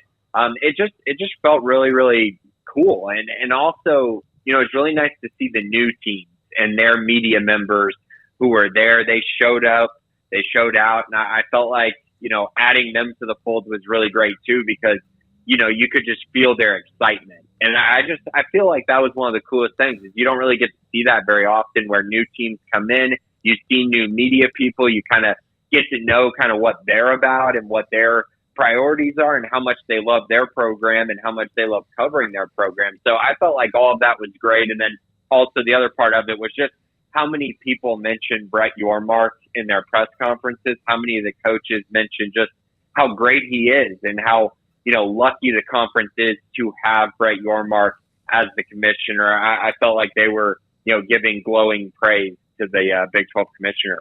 So, Grayson, there's, examples of all over of people promoting their teams and feeling like, their preseason voting slot may not be correct. Like Brent Venables was talking about how many close games they lost last year. Neil Brown was talking about how disrespectful it was to have them dead last in the preseason poll. You had, UCF talking about how they feel that they'll be able to come in and, make some noise early on. But just compared to your initial impressions of how the league would kind of fall, did seeing or hearing or talking to anybody maybe change the, where you would maybe place some of these teams or any of these teams? Right. I mean, the one that stands out is West Virginia, because, Neil Brown clearly took it very personal that they were picked last in the conference. He said he got the call about it and he was on vacation, and it essentially ended his vacation. He had a locker room talk with all of his players, and they had a very good conversation. He said it was a colorful conversation. So I can imagine what that probably sounded like. And, to be honest, I think I picked them 10th or 11th. So, I didn't put them at the very bottom. And I do feel like that was a little disrespectful to a West Virginia team that did finish 5-7 last year and won 2 of their last 3 over the 2 Oklahoma schools. But other than that, the one team that I felt like kind of came in with a quiet confidence a little bit. And, I'm not really going to get into like Kansas State, who didn't really talk about it very much, so they don't really count in this. They seem very confident as well. But the team that I think is kind of being overlooked a little bit, and they were picked 5th in the Big 12 poll, was actually the national runner-up from a year ago, and that's TCU. I felt like Sonny Dykes and company really came out with a a swagger and a confidence that really, really stood out to me. Yeah, Grayson, you mentioned TCU. They were in the national championship game and lost. One of the things I feel that people are overlooking about, and maybe they have, because UCF is the school that people think will do the best, but I just think long term, one of the best coaches in the conference just by his success is Gus Malzahn. I mean, this is a dude who was in the national championship game and is only out at Auburn more or less because Auburn's kind of crazy and didn't weather the storm with him. This is a guy with some skins on the wall that's coming to the league and now can recruit in one of the best places to recruit. Yeah, I mean, I would agree completely with that. And I think UCF is probably the school that I feel the most confident about having a good season this first year in the conference. And so, yeah, I think that's a credit to Gus Malzahn. I think it's a credit to having John Rice Plumlee back. I think in general, it's just a credit to kind of what they've built. Now, if we're going to talk about the future, yeah, I think they're in a great position to recruit extremely well. They're very unique in that regard since they're in Florida. They're not really competing with many other Big 12 schools for prospects. And so, yeah, I think they're set up really well, and Gus Malzahn's a part of that for sure. All right, Baylor-wise, what stood out to you? Dave Aranda and company were there on day number one. He talked a lot about the self-inflicted mistakes that, he made, not attacking the transfer portal after the Big 12 title like they should have, for example. Players all seemed very confident in the fact that they're going in the right direction once again. But did any particular player or quote stand out to you when it came to the Bears? As far as the players go, I felt like they were just exceptionally aligned in everything they were saying, especially the returning players who just felt like last year they didn't really take advantage of the opportunity they had in front of them. And I think you look at, TJ Franklin talking about letting guys get by with things and allowing them to, kind of do whatever you wanted and not really having the leadership ability to say something. And I think TJ really reflected on that. And I think it's very clear that he's correcting that as well as the rest of the team. And Dave Aranda mentioned that as well, that, you got to be able to focus on the team instead of individuals. And I think a lot of coaches in this league talked about being player-led programs. And Dave Aranda didn't mention that specifically, but I do think that's something that he really needs this team to focus on. Because I think, he's got to have a pulse of the team and the individuals and, just building the team in general. But the players at some point have to hold each other accountable. And I think that's the biggest thing that I saw from Baylor. They were very open and honest about that and how they need to improve in that area. So I think that was the biggest thing. Now, Baylor in general, I felt like there was confidence there from the entire team as well. They seem, again, it's one of those things, I think they feel like they missed out on an opportunity. And so I think they're going to try to take advantage of that this year. And Dave Aranda's learned a lot from it. The players have as well. And so, yeah, I came away from it very impressed with what I heard. Grayson, a lot of people, as I'd walk through Big 12 Media Days, would ask me, do you think Baylor's going to be better this year? And I would say, I think so. And they would say, why? And I would say, look, I don't know why. I think that there's going to be things that will be better, and it's the faith I have in the coaching staff because they have so many outside of the spring game, which, again, I don't put any weight on anything that happens in a spring game, really, because it's just one day of 15 that they had in the spring, and we don't get to see the other 14. And so we just haven't seen a lot from the guys who are going to be doing it for the most part, but I do. Do you understand what I'm saying? Is I think so, but I have no empirical evidence to share why. Yeah, I mean, I completely understand that. And I think that if you want to kind of dive into it a little bit, I mean, a big part of what happened last year was, of course, losing close games and not being able to respond to tough times. And Dave Aranda mentioned that as well. I also think it was the schedule turnover. And Baylor during even years has really struggled, but Baylor during odd years have been really, really good. And 2019 and 2021, they made the Big 12 championship during those odd years. And so having 5 home games is a huge advantage. They obviously have all of their non-conference games at home as well. So So I think that's an easy area to point to if you want to talk about Baylor being better than they have been in the past. They also get to play 3 of the newcomers. One of them, who I do expect to be pretty good, they got to go on the road to UCF, so that could be tough.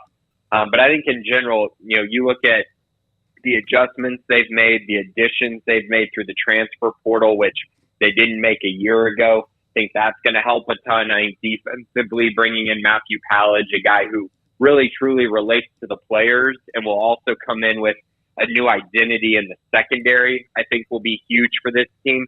And then I think renewed confidence in their quarterback, Blake Shapen, is another reason why I think Baylor will be far more improved and far better than I think most people expect. All right, so we got to talk to every player rep and also Dave Aranda, with the exception of Blake Shapen.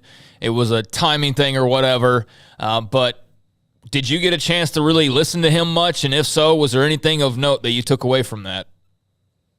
For sure. I got to ask him some questions during the team breakout session, and just kind of, I think I asked him a couple questions, but in general, I just kind of wanted to listen to him respond to the tough questions, right? And I think in general, he did a very nice job of just being accountable for what happened to this team last year, being accountable for his mistakes, and being accountable for, I think, just going through a growing phase, if that makes sense.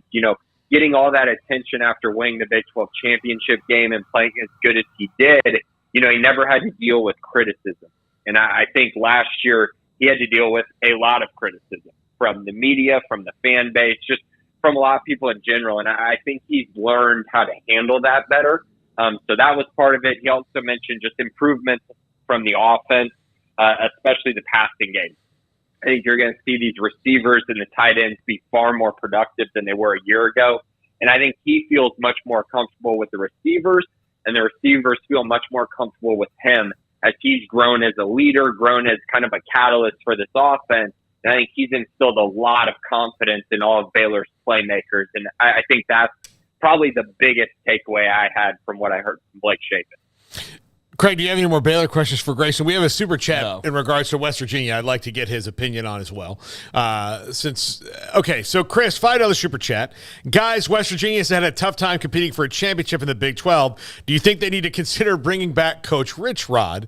Which I will just answer, no. No, they don't. That's the past. They need to move on to the future. Yes, he was successful, but he also was not in the Big 12. Grayson, what do you think about West Virginia as it comes to competing year in and out in the Big 12, and should they consider Rich Rodriguez?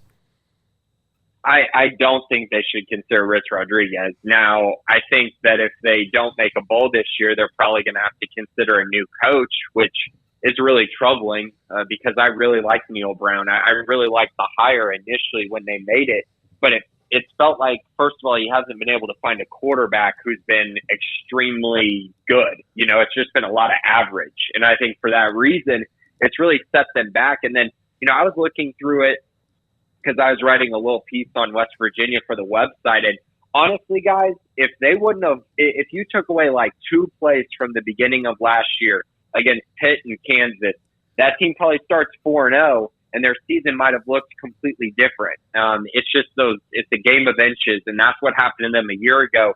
But I will say, coming into this year, the reason why I feel like they're disrespected a little bit is because their offensive line is going to be one of the best in the nation. Their running back, CJ Donaldson's really good, and their quarterback is very mobile. So I think offensively, they're actually going to be pretty potent running the football. And defensively, I think Neil Brown's track record at West Virginia speaks for itself, and I look at last year as more of an outlier for their defensive performance. So in general, I think they're going to make it back to a bowl, but is that going to be enough to save Neil Brown's job? Not so sure on that. Grayson Gruden for SicEm365.com. Craig, anything on Rich Rodriguez? Oh, yeah. I mean, no, I don't really – I'm not a big fan of going back to your past like that to try and rekindle some magic from, years and years ago. No, he's had some success at Jacksonville State here most recently, but I think with a new AD and just everything going on in general with West Virginia at the moment, the best thing for them is if Neil Brown does not reach a certain bar is to just clean slate. Now, that doesn't mean you don't bring anybody back who's got any connections whatsoever. I just don't think you rehash the Rich Rod thing because there's just as much of a risk that it could fail as it could succeed. I don't know who Ren Baker might have in mind. That's just me personally. If he were to go that route, I'd find it fascinating, and we'd talk all about it, but it's not the move that I would make necessarily. Yeah, absolutely. Great. And I also think that Neil Brown's got to do a hell of a lot more than just make a bowl game, in my opinion. I think he's got to, win and win impressively to the point, not 10 wins necessarily, but he's got to win and be impressive enough that, bringing him back, there's actually momentum to do so. And it's not just, he made a bowl game. Wow. I think it's got to be a bit more. Yeah, I think they're going to have momentum ending the season. Yeah, I think that's what it's going to have to feel like, that they've got forward momentum ending the season where it would be foolish to get in the way of that. Mm-hmm. As opposed to, he found a way to 6 games, but it wasn't in a row. It wasn't like there was a winning streak. It just, they won here, they won there, they won here, they won there. That would be. But I will say this about Neil Brown: he'll be unemployed for about 6 minutes because somebody will hire him as an offensive coordinator, and then he'll be able to to reascend. I think and sometimes guys are not great head coaches in their first stop. They learn it wasn't a fit. They couldn't get it right in that one spot because for whatever reason it didn't line up. And that might be what it is for Neil Brown. First stop in the Big 12. The first stop in the Big 12. He's been a head coach. Yeah, first stop. Well, it's his first stop as a head coach at the Power 5 level. The Power 5, yes. So that first Power 5 job. Just want to make that correction. Some Troy fans and I'm like, what? No, absolutely not. No, Troy, but so because I think he'll prove that eventually. I do. He's a really good football mind, and we'll just see what you learn. He's also a really young guy. I don't think some people think about that, but I mean, he's 30 years younger or so than Nick Saban, so he's got some time. No, I like him. I think most people do. I don't think that's the issue in any way, shape, or form. It's just the results, and West Virginia knows they're seeing not only the team that they came alongside with in TCU making a national title game, that they're seeing these new schools come in with all this momentum, and they're just kind of sitting there floundering, and they need something to bite their teeth and sink their teeth into. The fan base is there, the support is there, all the stuff is there. They just need the right guy, and Neil Brown will have his big chance this year to prove whether or not that's going to be him, but it's going to be an uphill climb because, just simply winning 6 games isn't necessarily a job saver. Yep. Grayson, thanks a lot. Have a great weekend. We'll talk to you next week. Thanks, guys. Appreciate it. Grayson Gruden, for Sikkim365.com with us. And we're about to roll out some big time, speaking of Neil Brown, he's coming up in the 5 o'clock hour, but right? In the 5 o'clock hour? I'm the one who made the schedule. I should know. Sure. Neil Brown's coming up in the 5 o'clock hour, and you'll be able to hear it right from the horse's mouth. Drake Stoops, Danny Stutzman of OU, Kobe Savage of Kansas State, one of my favorite interviews of the whole time we were there. Terry Mohajir from UCF is coming up next. You'll see that. You'll also see Baylor tight end Drake Dabney and TCU tight end Jared Wiley, in addition to much, much more, including the top 5. This is 365 Sports. The future's bright, the time is now. College is what you make it. It's a late night pizza run and all-nighters coding a new project. It's having big dreams and making them a reality. It's a professor who knows your name and your story. It's preparation for your future, your calling, your life. And at Baylor, it's even more. Baylor, where lights shine bright. Don Humidor, your home with a 48-foot walk-in humidor with the elite cigar brands from around the world, including the #1 cigar of the year, Aging Room Cuatro Nicaragua. Plus, they have the great brands like Macanudo and Artur Fuente, Rocky Patel, Aston, and so much more. CBD, great for sore muscles, aches and pains, sleep, Vita Dreams, and anxiety, mild depression, general health and wellness. Their staff very knowledgeable on the subject. If anyone is curious about CBD, ask Carol and Ashley. Don Humidor in the Townwood Shopping Center off Valley Mills in Waco. At Ideal MRI, we feel blessed to be part of the Waco community. We're a small family business here in Central Texas. At times like this, the cost of healthcare has never been more important. And unfortunately, significant illnesses and injuries still occur. And that's why Ideal MRI is open and here to serve you through this difficult time. So if you need an MRI, ask your doctor about Ideal MRI. You can schedule online in minutes at idealmri.com or call 833-IDEAL-MRI.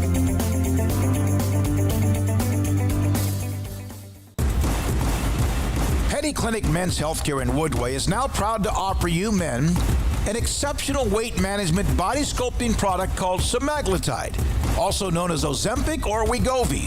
Semaglutide is an FDA-approved weight management medication.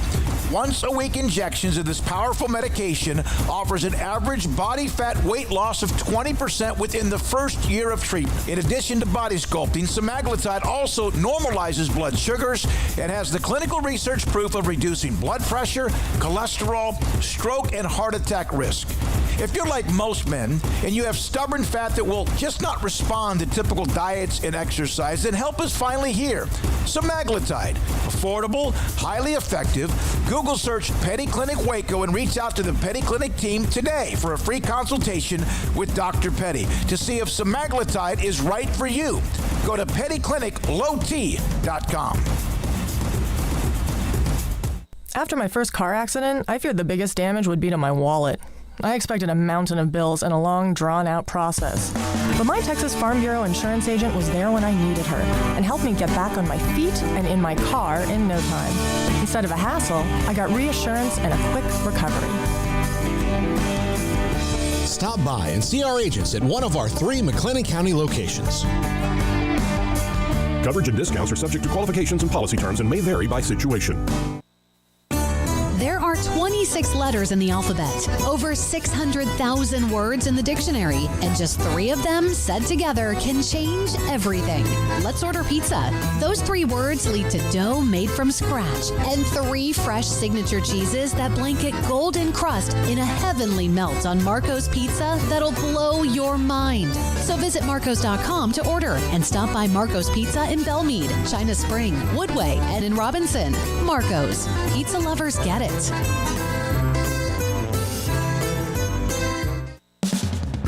This is 365 Sports, powered by Sikkim365.com. The 4 o'clock hour is sponsored by Boozer's Jewelers, the wedding ring store, specializing in custom jewelry and repair, all in-house. Now here's Paul Catalina and Craig Smoak. Start with 4 o'clock out. We have had Terry Mohajir on, AD at UCF, on a handful of occasions over the last couple of years. It just seems to be the celebration tour continues, and this is just another part of it. Yeah, it is. But, now it's real because you're like, okay, you've been celebrating, you've been talking about it for almost 2 years, and on July 1st, 2023, it's a new beginning for our athletics program. And it's the beginning of it's a new day for the rest of our athletics lives. And now, besides education, we're in the competition business. So we have to get our teams prepared and ready for competition in the Big 12, which is, to me, is the deepest conference in the league. I'll argue with anybody in the country, any pundit in the country. I truly believe it is the deepest conference in the country. How big is this? I mean, obviously athletics-wise, but that's the front door of every university now because people see that. For people to now be able to see your university as it is and as opposed to how they perceived it, how maybe it used to be and what they thought of it in 1993, Oh, yeah. I mean, listen, we have my university president has 4 patents. And as Alex Cartwright, fantastic guy, scientist, our provost looked at me and Terry says, going in the Big 12 is the biggest thing that's ever happened to us academically. Academically, yeah. Because the consortium in the Big 12, the way the Big 12 talk, the deans all meet, the provosts all meet, so they can share disciplines. So they love it. They absolutely love it. So it's not just about the athletic side and planting a Big 12 flag right in the middle of the state of Florida. It's a really big academic move for our academic leaders of our campus. And it's just been really everybody's just been so excited about it. And look at this place. It's awesome. Yeah, your Cowboys, AT&T Stadium, and it's a little bit different probably than what you're accustomed to. But just what's the reaction been to the new opponents and getting to know the Kansas States and the Baylors and the Texas Techs of the world and all that kind of thing? What's that sort of process been like? Well, I was a coach in the Big 8 back in the day. Yeah. So, and I worked in the Big 12 twice before this. So I'm very familiar. The only campus I haven't been to in the Big 12 is Lubbock, Texas. Okay. And so I'm very familiar. I mean, I know The landscape. I've coached in almost every stadium. TCU wasn't in the league when I was coaching, but we went and played them one year. Played down in Houston when I was coaching, and I tell people, I said, listen, this league's team. I said, you were talking about what are some of the great atmospheres? I said, they're all great atmospheres. But I'm going to tell you right now, Iowa State's probably the hardest place to play in the league. Mm-hmm. And we're like, what? They're like, what? Iowa's, because people don't really equate Iowa. It's like Iowa State is one of the toughest places to play in the Big 12. Yeah. And I was like, okay. That's like I told my head coach, Gus, I was like, we don't play them this year. I was like, yeah, thank God. Yeah. I was like, yeah. I said, right. Unless they're coming to our place. But we're real excited about all the fan bases, all the places, and we cannot wait. Our game against Baylor sold out. We cannot wait to host all these Baylor fans and people from Waco for our game. I do have to ask you about that. I've heard some rumblings that you guys, because the last time that UCF played Baylor was one of the biggest wins in your school history.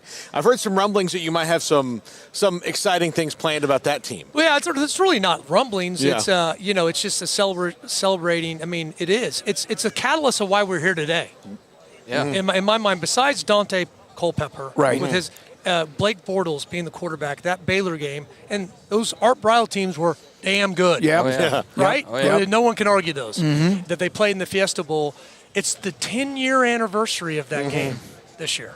That's kind of unique. It is 10-year anniversary. Our first home game is basically against the team that really, in my mind, is the catalyst of why we're here today. And Blake Bortles, and we're inviting the whole team back. We need to get him on the show, Blake Bortles. That'd be great to get him on, even the week of that game. Oh yeah, he would do it in a heartbeat. You have been building for this since even then, or Dante Culpepper. So how ready are you athletically? You seem to be like the timing of this seems to be pretty perfect. I would say that we are in transition still. I mean, we got a lot of work to do. We're trying to build our. We've illustrated this. I think I've talked to you about this on our show before. We have this website called Mission 12. Basically, is our roadmap of how to transition into the Big 12, where we are budget-wise, where we are facility-wise, kind of where we are fan base-wise, where we are donations per donor, all that kind of stuff. We're trying to illustrate to our fans what we need to do. So we're not at the top of the Big 12, obviously. When operating capital and facilities, but there's a lot of, it's like I tell my coaches and I tell our fan base and I tell everybody and all of our key stakeholders, there is a lot of things in the Big 12 and the teams in the current Big 12 have that we don't have yet, that we're going to have to navigate through. But there's a lot of things that UCF has that the Big 12 teams don't have. And we're going to use those positives and we're going to use those unbelievable elements to propel us to being very competitive. Terry Mohajir, AD UCF, with us on 365 Sports. You, in a big, gigantic, some of these new teams are a little bit different because Orlando, not a college town in the classic sense of the word. We're the hometown team. Aimwood, but you are the hometown team. And Houston has that, and Cincinnati, has that of the hometown team. What is the city of Orlando like? Do you feel the buzz like coming up now of like the whole city, even people who aren't necessarily alums, just being happy that like? Oh, 100%. Well, number one, we've got, right now going into the Big 12 next year, we'll be the third largest living alumni base. And the average age of our alumni is 38. I was going to say 40. 30, it might be 40. I might have deducted a couple years. But anyway, it's good. Most 40. 40 I like 38 better, but it's either 40 or 38. But anyway, so we're not gonna say we're 40 yet. We'll just say we're 38. Fight we're 39. Yeah. So, but no, I would say so. You know what? The excitement is off the charts. The civic leaders, everybody's celebrating it. They know what it means. It helps with tourism. There's no question. We show we're a major player in tourism in the Orlando region. And, I think you have a lot of people that have moved to Orlando for whatever business or they've relocated that become season ticket holders and become fans because that you have the other three, Florida State, and Miami, but people want to gravitate to their local college. And we're really competitive in all of our sports. Mm-hmm. We really are. And so we're really excited about it, and we're in a great region. It's a great campus, and Have you guys ever been to campus before? Yeah, I have. I grew up in Fort Myers. So, okay, so you get it, yeah. And remember, Baylor played in a bowl game against North Carolina in Orlando. It wasn't actually at UCF. Yeah, Camping World Citrus Bowl. Yeah, I mean, I can't imagine any fan base when they play UCF why they would not lock in those tickets and sell them out immediately. Yeah. And not everyone has. That's just more for you to sell. Yeah, we'll sell out of everything. We sold out our season tickets. We sold out 3 of our. We sold out Baylor, Oklahoma State, and West Virginia. Yep. Yeah. So we still have Kent State Thursday night before Labor Day weekend, and Villanova, and then we have Houston.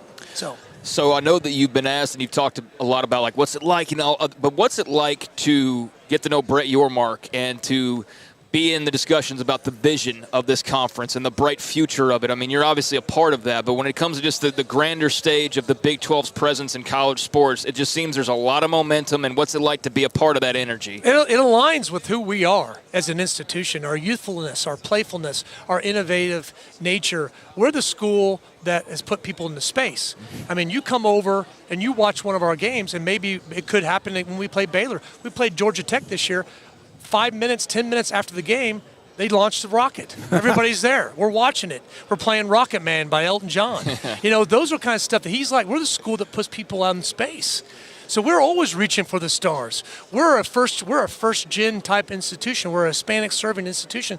So we are the school that is innovative. We are the school that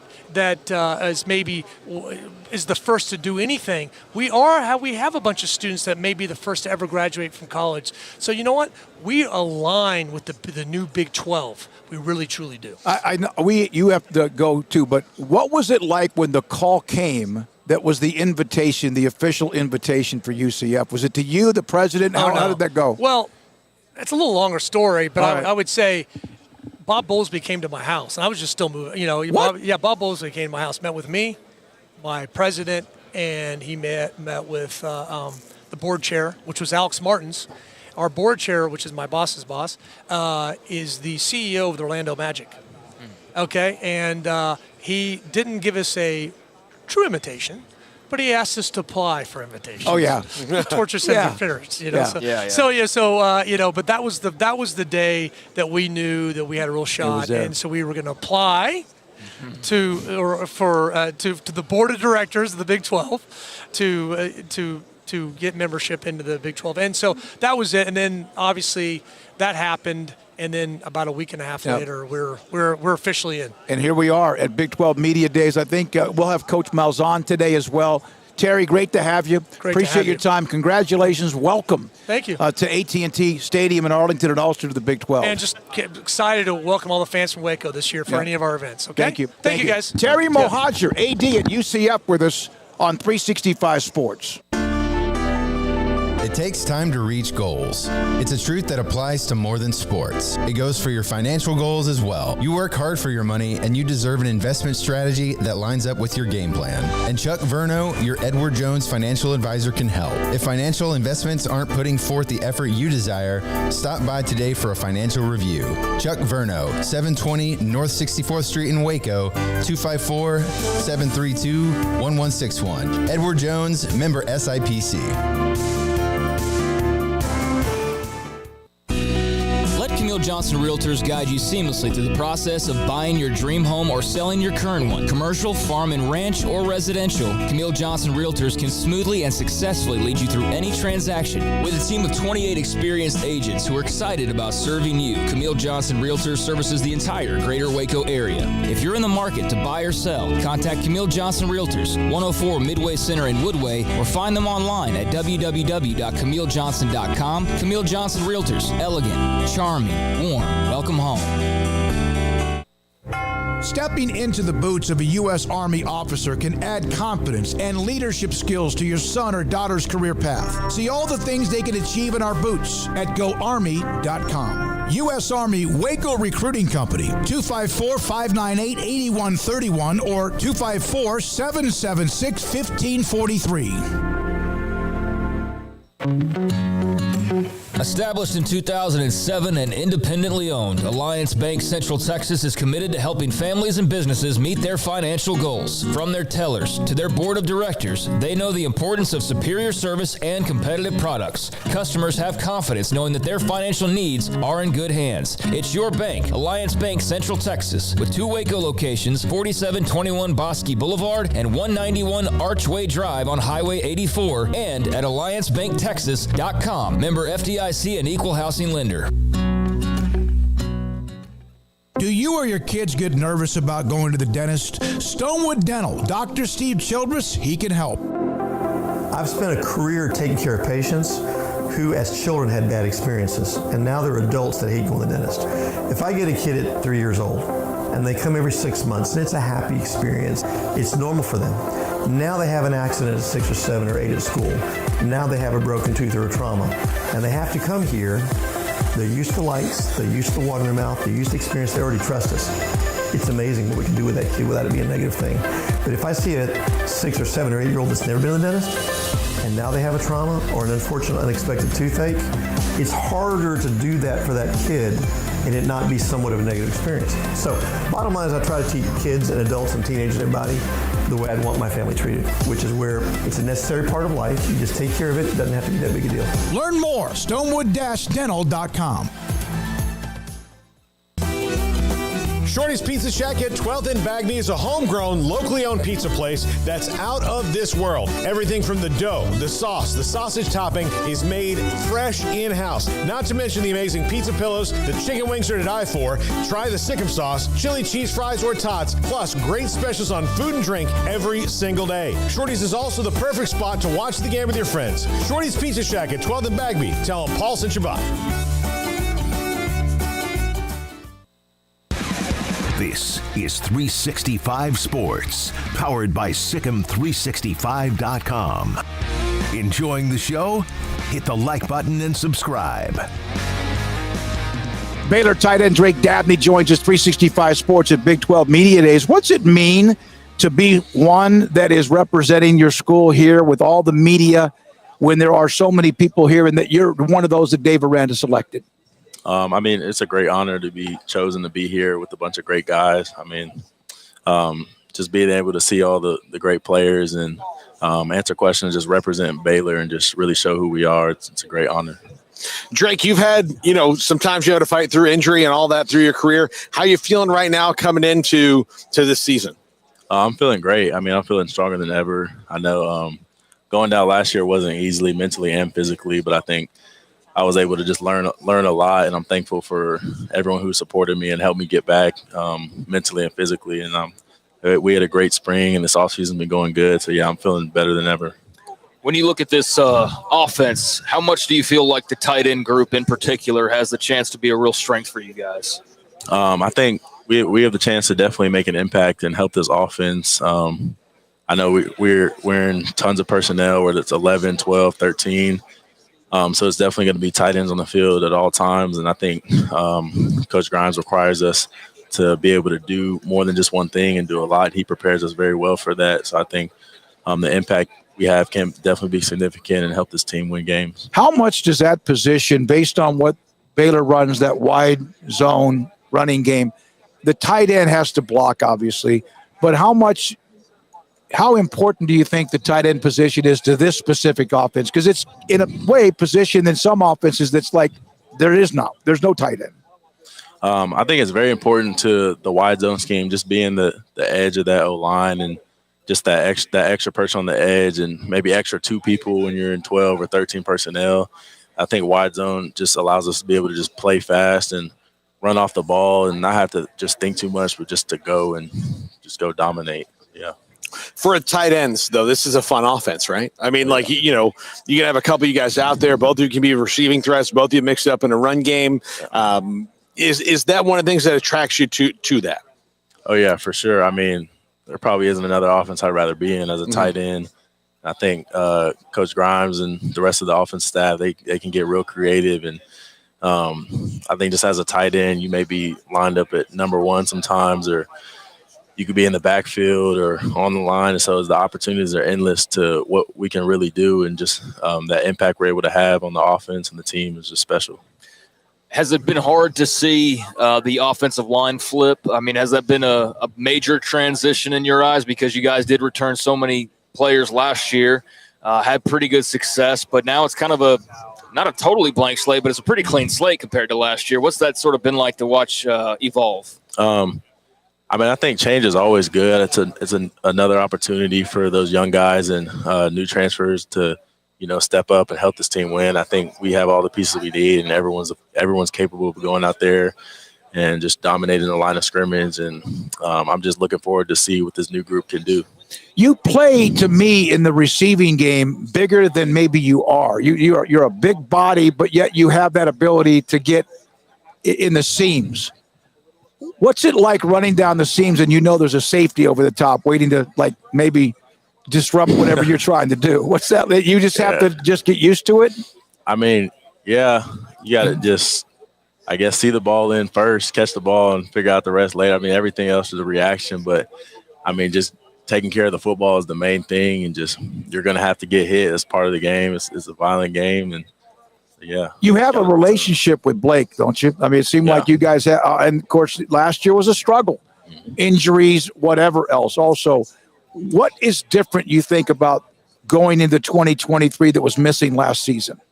I really just think going into this offseason, we kind of, in spring ball, we really just got back to the basics of who we are, and just trying to do simple better, not trying to do too much, just kind of being us, being the standard, and just holding each other accountable. I think we made great strides this offseason. We come out to work each and every day, and we're getting better, and I think there's definitely the sky's the limit for this team. We have all the pieces we need, so we just stick together, we can go a long way for sure. What personal growth have you seen in Blake over the last 6 months? Blake, he's stepped up as a leader tremendously. I mean, he's more vocal. He holds guys accountable. He keeps it exciting, keeps it fun. When Blake talks, everyone listens. So he's gonna give you his all, and he's gonna expect for us to give our all as well. So yeah, he's the guy. But it seems like, just based on talk during spring, Sawyer came in and made a really positive impression pretty quickly. What was it about him in particular that he seems to have won the team over and made a pretty quick impact? I mean, yeah, just as a person, Sawyer just got like a natural just spark to him, just a natural positive energy. I mean, from day one, he comes in, greeting everyone, talking to all the guys, really just getting to know you. And I don't think I've ever seen him down or have a bad day. He always comes in with a smile. So it's really important to have someone like that on your team that could just kind of bring guys up, whether they're starting or not or whatever. He makes everyone better around him. Yeah. And was it hard because Gary was such a popular figure the year before and everyone migrated to him? Was that, even though Blake played so well against Oklahoma State in the Big 12 championship game, was there kind of a battle with Blake not being Gary, being himself, and a struggle there in your opinion? I don't think so. I mean, it's always tough losing someone, of course. I mean, we love Gary. He was a great leader, great player. I think we understand that, I mean, everyone's different. They're two different people, and we accept everyone. I accept Gary for who he was and Blake, and we just adjust to their style of leadership and how they do things. And I don't think there's a wrong way to do something. Everyone just has their own personal way. So, yeah. Drake Dabney, Baylor tight end, with us on 365 Sports. We appreciate your time. Thank you, guys. Thank you. With so many companies and policies out there, it gets so confusing shopping for insurance, and I never know if I'm getting the policy that's right for me. Luckily, I met the team at the Niche Group Insurance Agency. With the Niche Group, you can go to one company and get access to coverage options from many insurance carriers, and you get to speak to a real person about your specific coverage needs. With the Niche Group, I know I'm getting the right coverage at the right price. If you need insurance, talk to the experts at the Niche Group at 1-800-258-8302. Automatic Chef Canteen is a full-service micro-market vending and office coffee provider with state-of-the-art vending equipment, a wide variety of products, and offering custom-fitted micro-market vending office coffee solutions for your employee break room. You want a full break room solution and a workplace oasis? Well, Automatic Chef Canteen, locally owned and operated for over 50 years in Central Texas, also includes in-house mechanics on call 24/7 for fast, reliable service and maintenance. Automatic Chef Canteen, 6900 100 Imperial Drive in Waco, or online at automaticchefcanteen.com. TFNB Your Bank for Life is the official local bank of Baylor Athletics. Find out why more Central Texas are making TFNB their bank for life. Sign up for our Edge checking and savings accounts to earn interest or cash back. With 5 convenient locations and an award-winning mobile app, banking has never been easier. TFNB Your Bank for Life. Member FDIC. Three Nations Brewing Company has 16 different beers on draft with a new beer every Friday. It also offers 2 air-conditioned tap rooms, a large indoor beer hall, a second-floor mezzanine offering a great overview of the brewing company and equipment and patio where you can relax under the shade. Plus, you can now experience the new Three Nations Beer Garden Grill on our shaded patio. Grab a cold beer and enjoy a bite from our freshly prepared and delicious menu. Street tacos, quesadillas, freshly cooked burgers and dogs, and veggie burgers too. Nachos and so much more, all prepared and cooked on site. So come visit the award-winning Three Nations Brewing Company on East Vandergrift off I-35 in Carrollton. Boozers is the wedding ring store and more. If you're ready to get engaged or already married and want to upgrade your wife's ring for a special anniversary, Boozers is the place to go. With the largest selection of premier quality diamond engagement rings and wedding rings in Central Texas. They have 7 cases with over 300 styles of rings from top designers like Natalie Kay. Choose from yellow, white, or rose gold, plus beautiful top quality loose diamonds. With an in-house jewelry, they can also custom make anything you want. Bring in a picture or drawing and let Boozers create your one-of-a-kind pendant or ring. They can even use some of your old gold and diamond jewelry to create something new. At Boozers, you'll find a great selection of quality timepieces, and Boozers is the place for expert watch maintenance and repairs too. They specialize in expert Rolex watch repair for fine jewelry, watches, custom work, and more. Go to Boozers on Valley Mills and Lake Air Drive in Waco. Boozers, the wedding ring store and more. This is 365 Sports. Text us at 254-339-1122. The text line is sponsored by Riverbend Liquor and Wine, with the most extensive variety of craft beer in Waco. A hidden gem on Lakeshore Drive and 19th Street. Big 12 Media Days in Arlington, AT&T Stadium. Kansas State, the defending Big 12 champions. Kobe Savage with us on 365 Sports. Paul Craig, and I'm David Smoak. So we have one thing in common. We're both I'm not an athlete, but a Tyler Junior College alum. Craig went there. I went there. That's a really good place to play JUCO football, isn't it? Yes, sir. Great conference, too. Yes, sir. So, defending champions, does that mean anything now that it was, almost 7-8 months ago? No, it means nothing to us. Just clear it and move on. Yeah, we're not wearing our rings. We're over with. You guys kind of hopped on the scene last year. Nobody knew what to expect. Have a quarterback injury, then Will comes in, and it is great. But you guys, it feels to me that you guys knew that was probably going to happen last year. When did you know that this was a team that was special and was going to do some things? I feel like for me, my realization was Iowa State, just having that battle, only a game that ended up 10-9. Just showing our offense how strong and tough they are, our defense how stout we are. So just going after that game, I really knew how solid our team was going to be.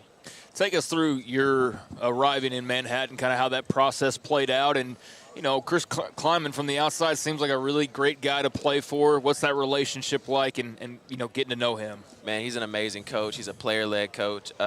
He allows us to be leaders and have a voice for the team in the locker room that a lot of coaches probably may not have. He's not a dictator at all. He brought a guy like me, a JUCO guy, to media day, so I'm really appreciative. He's a great coach. I love Coach Kleiman. What does it mean? Go ahead, Craig. Yeah, how much of an honor is that to get that invite to come here and represent the program? Man, it means the world to me. Just being a voice for my team and my defense is amazing. Like you said, it's an amazing honor. I'm going to use the most out of it I can. Kobe, there's expectations, but now this conference has gotten bigger with 14 teams and, of course, as I mentioned, the defending champions. What are the expectations of knowing your schedule's different? It used to be everybody played everybody. All 10 played everybody. Yep. And now there's this group of 4 that's come in, so to speak. Does that change anything the way you go into the season? No, we're still going to attack it the same way with the same preparation. I was just thinking about it. It is going to be kind of weird just seeing how, like, the teams with, like, the best overall or the best streak, how the championship game would turn out, how the play pool would go. So I'm not too sure about that. But other than that, no, same preparation, same attack.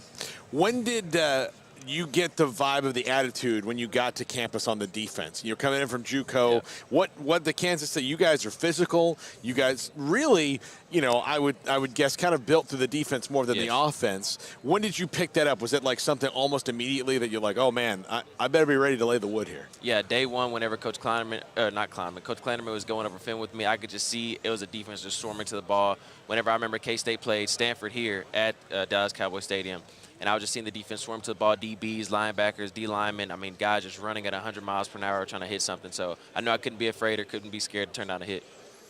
What was it like? Your first time back since the championship game. I know you guys have moved on, but can you just take us into your shoes and your journey and being a part of that incredible championship game against TCU and just how that unfolded? It was really crazy because I had just got back from surgery and I was sitting on the sideline just cheering my guys on. We had I think 3 freshmen in at the time, a freshman safety and a freshman corner, and then we had a scout team wide receiver that got moved to corner play for us there in that game. So it was a really special game for us because we had a bunch of guys that were walk-ons, JUCO guys, underrated recruits at a high school, just play at a high level and get a 4th down stop and end up kicking a field goal. Did you get tired just watching it on the sideline? Man, I'd get tired watching it on TV. Yeah, I was tired. And my leg was straight from surgery, too. So I was just sitting up, sitting down, doing everything I could to try to move around. So, yeah. How hard was that, though, for you personally to not be able to be out there, especially during some big games like that? I mean, obviously still had a huge role, but tough personally to kind of have to sit there and watch? Yeah, it was very tough just not being out there with my guys. But at the end of the day, us winning brought me a lot of joy, seeing my guys accomplish what we set out at the beginning of the season to do. So it felt a lot better winning a ring and having a torn ACL than not winning. So how painful was that, not just to not play, but we've heard about the recovery, the rehab, the physical therapy. How long did it take before you were 100%, and are you 100%? Yes, sir, I'm 100%. And it took 6 months, I'd say. Yeah, 6 months. It used to be a year and plus, and now with the way technology and medicine, was there a time early on where you said, man, I don't know if I'm going to get back? I know you have that drive and desire, but was there ever a time you doubted the system, so to speak?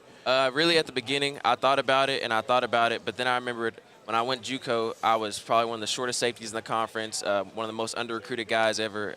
Coming out of TJC, I had no offers. I had strictly Division II. But then I realized that hunger and that animosity I had towards all the college coaches that I wanted to prove them wrong. So I came in with that same mindset towards my name. I never doubted it. You weren't recruited? Not at first. When I first got there, I had just D2 offers, maybe a couple of NAIAs. So, I mean, don't you think that the proof, though, is a little bit in the pudding on the short guys? I mean, Honey Badger's not tall. Buda Baker's not tall. Trey Tomlinson, who we covered in high school, he just won the Thorpe Award last year. Yeah. Not tall. Yeah. Bob Sanders wasn't tall. Eric Weddle, not tall. Like, I'm not listing guys that are, don't have to, put on their tiptoes to get a jar out of the cupboard. I mean, if you can make plays, you can make plays. That's what I try to tell everybody, any height. So I'm definitely going to be a ball player for him.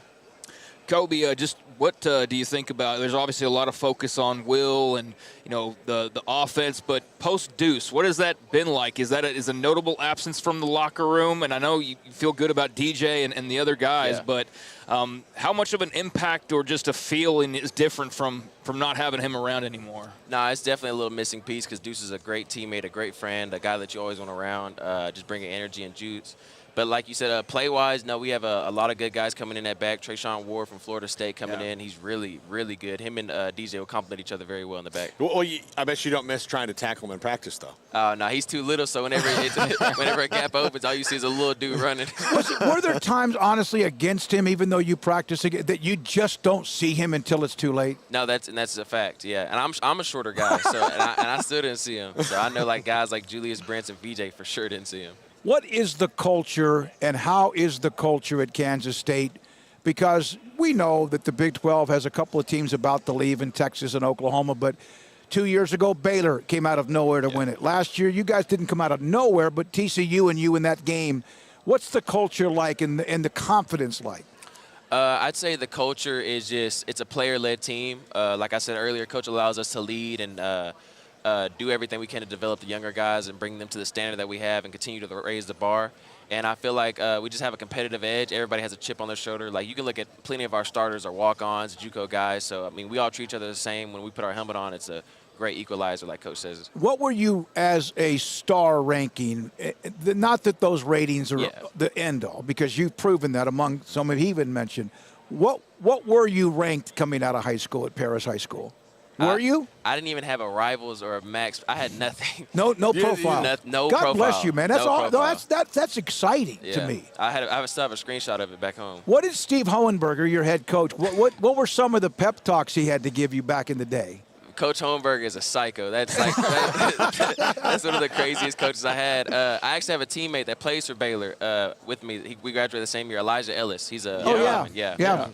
Yeah, but Do you know Jordan Williams? Yeah, at all? Jordan Williams. That's my cousin. He's playing. In really? XFL. Yeah. Is that real? He had a great year. Yeah, he really did. He's a great interview. We loved having Jordan on the show. Jordan's a great dude. But yeah, he'll tell you Coach Hohenberger is crazy. Like an old school coach. Barely used his phone, didn't have a Twitter or anything like that at first. But yeah, he would hype us up every game and get us turned. You know why I know that? Because he already ever returned my emails too. Technologically, like, I'm behind the curve when it comes to that, and I had to kind of constantly just, hey, would you please return this for me? You guys send him like a letter in the mail? Yeah, he never touches his phone. Like the Pony Express back in the day. 6 days later, the stagecoach arrives in Paris. So it's cleared, but you are the defending champions. Whether that makes you guys better or any extra points when you start what is that like to be the defending champions for a conference that has so much tradition? It feels really good. I mean, it's amazing being a conference championship, coming out on top out of all the teams. Like you said, it does. It puts a target on our back, so we're coming in being the targeted, but we're still going to be hunting as well. So. Again, young man, alum of Tyler Junior College, and, of course, also a heck of a player at Kansas State University in Kobe Savage. We cover Baylor, so you guys rolled into town last year like a ball of knives, and that game was over pretty quickly. Yeah. Just what was the kind of – Baylor had their own things going on, but from y'all's point of view, what was kind of the mentality rolling in? Because y'all were really – kind of clicking, but what do you kind of recall from just the mood of the locker room and the setup for all that? I remember there was a tremendous amount of attention to the quarterback, getting Blake Shapen off his step, maybe throwing the receivers' timing off, because I remember they had a decent running back that's returning this year as well. But really just the main focus was Blake Shapen and just getting him off his game, and I feel like we did a lot of tremendous job getting the pressure to him. But, yeah.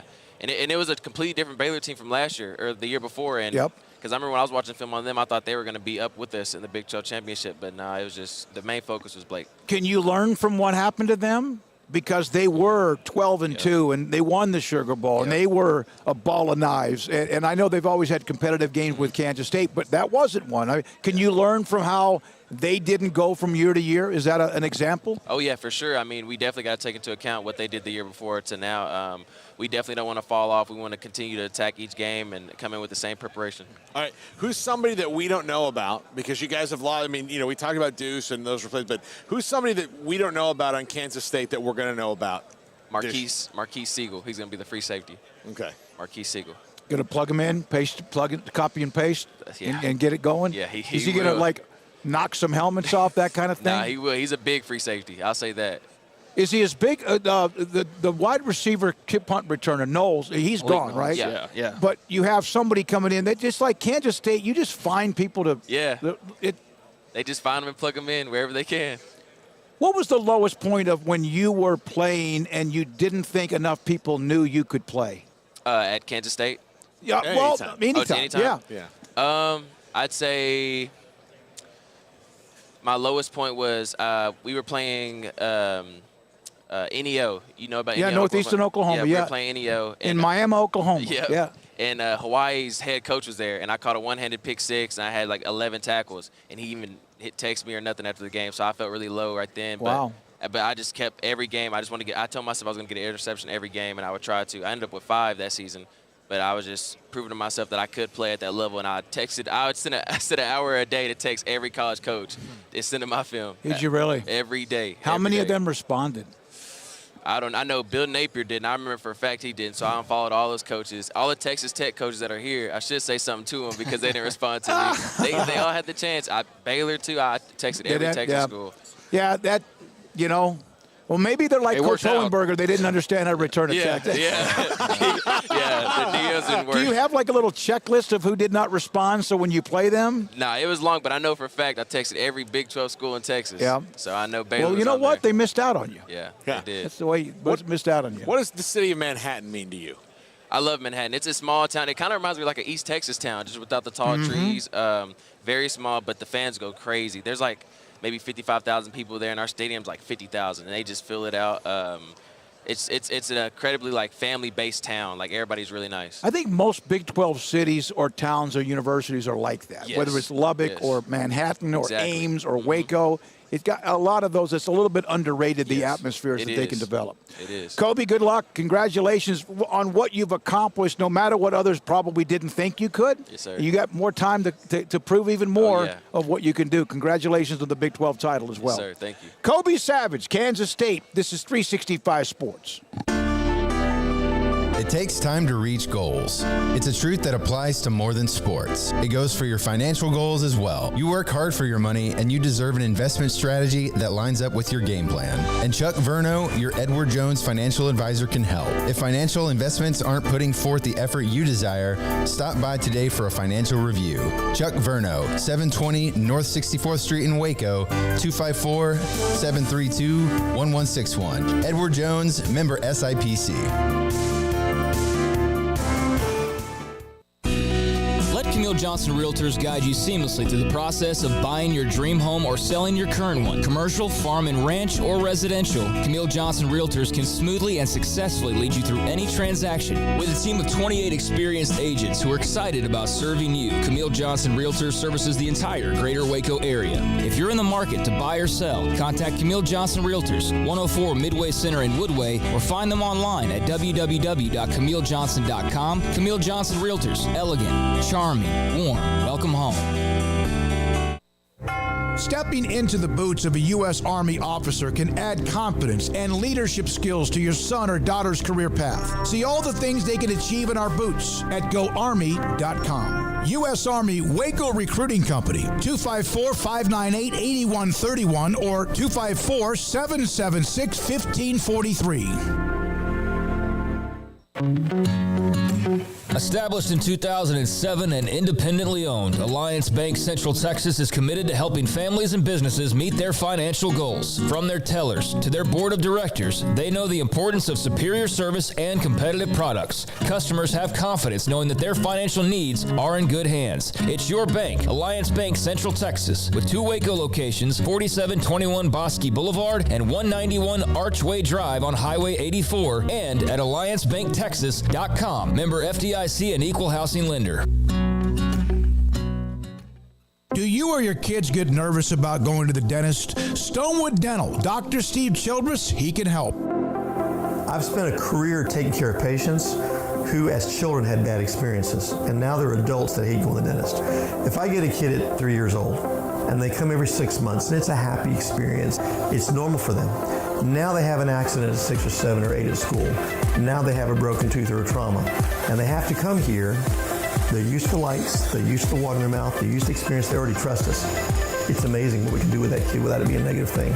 But if I see a 6 or 7 or 8 year old that's never been to the dentist, and now they have a trauma or an unfortunate unexpected toothache, it's harder to do that for that kid and it not be somewhat of a negative experience. So bottom line is I try to teach kids and adults and teenagers and everybody the way I'd want my family treated, which is where it's a necessary part of life. You just take care of it. It doesn't have to be that big a deal. Learn more, stonewood-dental.com.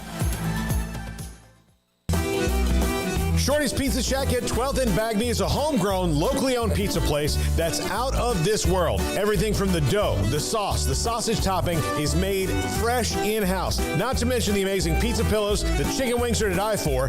Try the Sikkim sauce, chili cheese fries or tots, plus great specials on food and drink every single day. Shorty's is also the perfect spot to watch the game with your friends. Shorty's Pizza Shack at 12th and Bagby. Tell them Paul sent you by.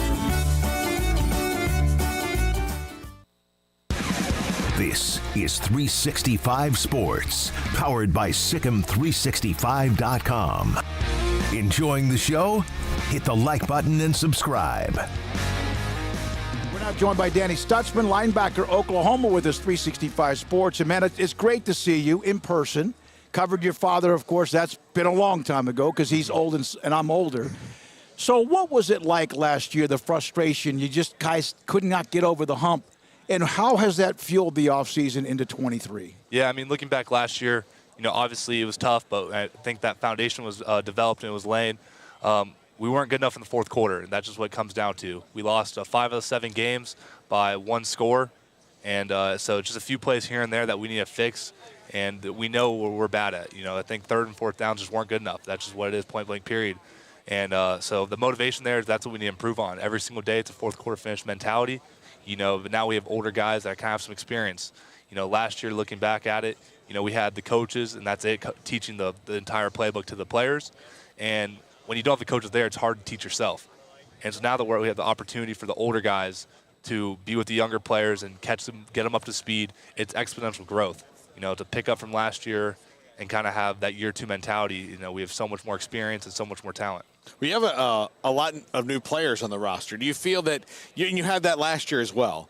Do you feel that the gelling for the new guys can go faster because you went through all that last year? Absolutely. I think when you have that experience and you're able to, pour into them what so they're not making the same mistakes that I was making as my sophomore, freshman year that I've learned.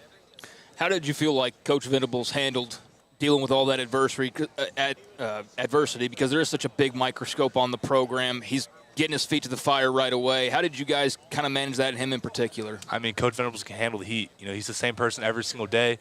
He's always in that A gap. No matter what it takes, he's going to stand firm, and he's not going to get pushed around. Nothing bothers that man. You're playing for Oklahoma. So the expectations, that going in. So how was it away from football on campus or around Norman or wherever? Was it kind of tough to deal with maybe some of the chatter that was going on? I mean, at Oklahoma, there's always high expectations. So at times there's some hostility, but that's what you deal with. You put that brand, you get the good, the bad, and the ugly. And it's just what it is. But that's a standard that we set ourselves up to. I mean, that's just what the culture is. So, this is the last year in this conference for you guys. And you mentioned hostility. When you go on the road, you get it anyway because you're Oklahoma. It's going to be a little extra. How do you deal with that, or do you embrace the fact that you're going into a place that's going to be extra spicy? I mean, you embrace that. I mean, you came to Oklahoma knowing you're going to get that Game 7 mentality from every single person that you play. Mm-hmm. I mean, you prepare with that going into it. And so if that doesn't excite you, then you're not a true competitor. You got to embrace that. You're going on the road, having that road dog mentality, and knowing that all you have is your team. What does that mean to you as an individual to have Coach Venables select you amongst other teammates to be here and to represent the brand at Media Days? I mean, I'm blessed. I do everything I can to live up to the standard that he holds me to. He's a tremendous mentor and person and a leader, and that's something that I'm blessed to have and proud to call him my head coach. What's it like, just the whole – is this your first experience? Mm-hmm. Yeah, I thought so. So what's it like to just go from station to station to station all day long talking, any number of things? It's been fun. It's been a great opportunity, finally able to meet this guy who's covered my dad. Yeah. And I actually have a question for him. Wow.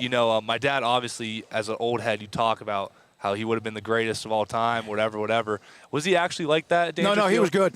No, he was – no. Let me – He's one of the – I covered 42 years of covering high school football. I can't think of a tight end. There was a guy, Ricky Dudley, who played at Henderson, who went to the Ohio State, that level, and your Steve Stutzman was at that level. Gotcha. And that team was dominant. In Waco, he won a state championship. They won 2 out of 3, played in 3 in a row, and his senior year put on a show. Gotcha. No, he was special. I hear the stories, but you got to get some fact check here and there. So I appreciate it. I was at his house the day he signed with Baylor. I was in his house, and it was kind of out back in the woods. Of course, East Texas, that's all there is, trees. Yeah. But, he's among the best I've ever covered, no question. Was that 83 Dangerfield? 83 was the team that gave up 8 points and scored 600 and whatever. Mm-hmm. He was at 85, and they won the state title, beat Cuero 47-22. I even remember to that point, because I was there watching the game, covering the game. He was great. he was great. It's great to see his son bringing on the lineage, and we appreciate your time, and good luck moving forward. The SEC, of course, is what a lot of want to talk about, but you got to worry about right now. Absolutely. You got to be present in the moment. Thank you. Appreciate it. Go ahead. Yeah, No, go ahead. Were you disappointed by that answer, or are you happy to hear that, no, the hype actually lives up to? You know, there were some times where I was kind of think I got my athletic ability from my mom, but it's glad that he was able to fact check that and verify it for me. And your dad was a big man. I mean, even what you say he was 6'5" in high school? Yeah, 6'4", 6'5". You know, I don't know how much he weighed. Probably not 240 like his son. He was more tall and lanky. Yeah. Tall and lanky. Great hands. I think he even caught a couple of touchdowns in that championship game. I was going to say, as far as the weight, slightly different strength and conditioning these days, I think, from probably when he was playing. Yeah, I mean, he tells me stories of how he used to squat 600 pounds, yada, yada, yada, whatever. I'm sure weight I don't know about different that. back I may then. cross-check him on that one. Yeah, I need to hear that because he's always talking about how big his squat was, but you know how it is. Thank you very much for your time. Good luck moving forward, man. Thank you so Danny much. Stutzman, Oklahoma linebacker. This is 365 Sports. Alan Samuels, Dodge Chrysler Jeep Ram Fiat. How crazy is this? 2023 Jeep Gladiator Sport totals, values of $4,000 plus 1.9% financing for 72 months. How crazy is that? Or the 2023 Jeep Compass, get 10% below MSRP. That's right, these deals are hot just like our summer days in Texas. Remember, first responders get another $500 in savings, so come find the Jeep that's right for you and save big at Alan Samuels in Waco. Make this the summer sales event at Alan Samuels during the hot days of summer, and this month in July, get legendary 2023 Dodge Chargers or Challengers, SXT, GT, or RT models, your choice with total values up to $2,000. Alan Samuels in Waco is the place for you to shop for your next Dodge, shop the greatest selection in Central Texas, and find the hot rod for you. Come by and visit the showroom at Alan Samuels Dodge Chrysler Jeep Ram Fiat. See the demons and scat packs they have loaded the sales floor with. They won't last long, as you truly have the last call models of legendary muscle cars only at Alan Samuels Dodge Chrysler Jeep Ram Fiat in Waco, Loop 340 east of 84. Pizza, burgers, and Bears football. There's no place around Waco that serves them all other than Bubba's 33. Come show your green and gold and enjoy some of Waco's best food and beverages while watching your favorite team, the Bears. When real Bears fans get hungry, Bubba's 33 is the #1 spot for ice-cold drinks, hand-stretched, stone-baked pizzas, and bacon-infused burgers. Join us for indoor or patio dining.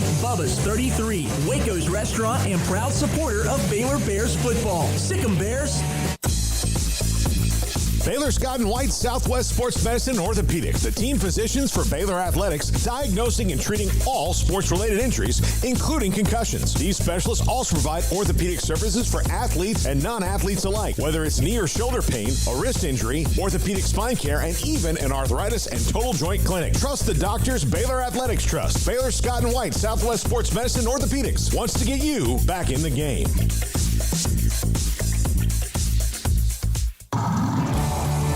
Waco Custom Marketplace is your hometown grocery store with a full-service butcher shop and bakery. Hi, this is David Smoak.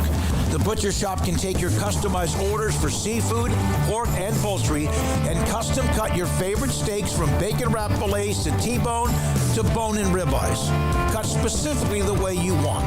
They have Norwegian salmon fillets, catfish fillets, sliced ham or turkey and lunch meat, variety of cheese available, and several options of sausage links, fresh chicken breast or whole chickens, sliced bacon, pork chops, ground beef, marinated beef, and chicken fajitas, and always large briskets available, plus fresh vegetables. So the great product, customer service, and family tradition of the Bauer family continues at Waco Custom Marketplace, open Monday through Saturday. A full-service butcher shop and bakery available. Waco Custom Marketplace, 425 Lake Air Drive in Waco, or WacoCustomMarketplace.com. When we moved to Texas, we were like fish out of water. We didn't know anyone in our neighborhood until our Texas Farm Bureau insurance agent came to the house. She was so helpful and reassuring, a friendly face with that Texan hospitality I'd heard about. When we purchased a Texas Farm Bureau insurance policy, we knew we were making the right choice. We knew our family would be protected. Stop by and see our agents at one of our 3 McLennan County locations. Coverage and discounts are subject to qualifications and policy terms and may vary by situation. How did Edward Jones become one of the biggest financial service companies in the world? by not acting that way. Financial strategies, one-on-one advice, it's a big difference, and that's why Brad Wilson, your Edward Jones financial advisor, makes sense of investing. Experience the difference for yourself. Brad Wilson, 250 Sharon Drive in Woodway, 254-776-4337. Edward Jones, member SIPC. This is 365 Sports, powered by Sikkim365.com. The 5 o'clock hour is brought to you by Edward Jones Investments and financial advisor Chuck Verno, who'll navigate you through today's financial climate.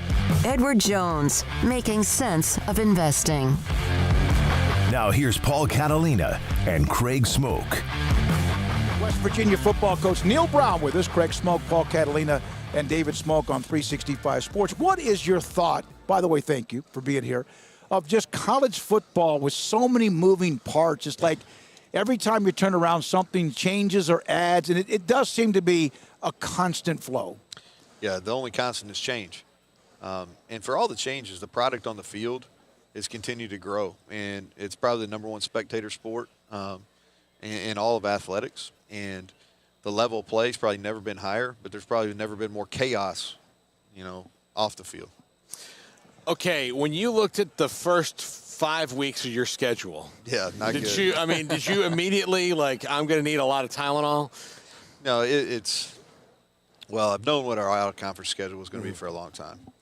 And, Penn State won the Rose Bowl, and we opened up in Happy Valley against those guys, a nationally televised game. Pitt is a rivalry game, probably the biggest rivalry we have within West Virginia football. And then we opened up with Tech, and Joy did a great job in year one, and they handed it to us out in Lubbock last year, probably the worst game we played, without a doubt the worst game we played all year. And then we have TCU, by the way, played the national championship game. So, yeah, we're not easing into this at all. No. Is it probably – I was thinking about this the other day, though, looking at it. It's got to be the most exciting schedule in a way, too, just because of the rivalry with Pitt and, great game last year, reigniting Penn State. And then you've got these Big 12 games, especially with the two that you mentioned right at the top. So, I mean, you get your money's worth if you buy season tickets because you're going to see a lot of great opponents or you follow the team throughout the year. Well, and we have 3 of those first 5 at home. And so that's a benefit, too. Morgantown's a tough place to come to. You guys know that. It's a tough – we've performed really well at home. Have one of the highest winning percentages in all of college football in Morgantown. And so we get 3 of those at home. We have 2 right out the bat. We play a nationally televised game, 7:30 game at Penn State, and then our Pitt game is 7:30. We go on NBC. We kick off their college football Big Ten coverage on NBC.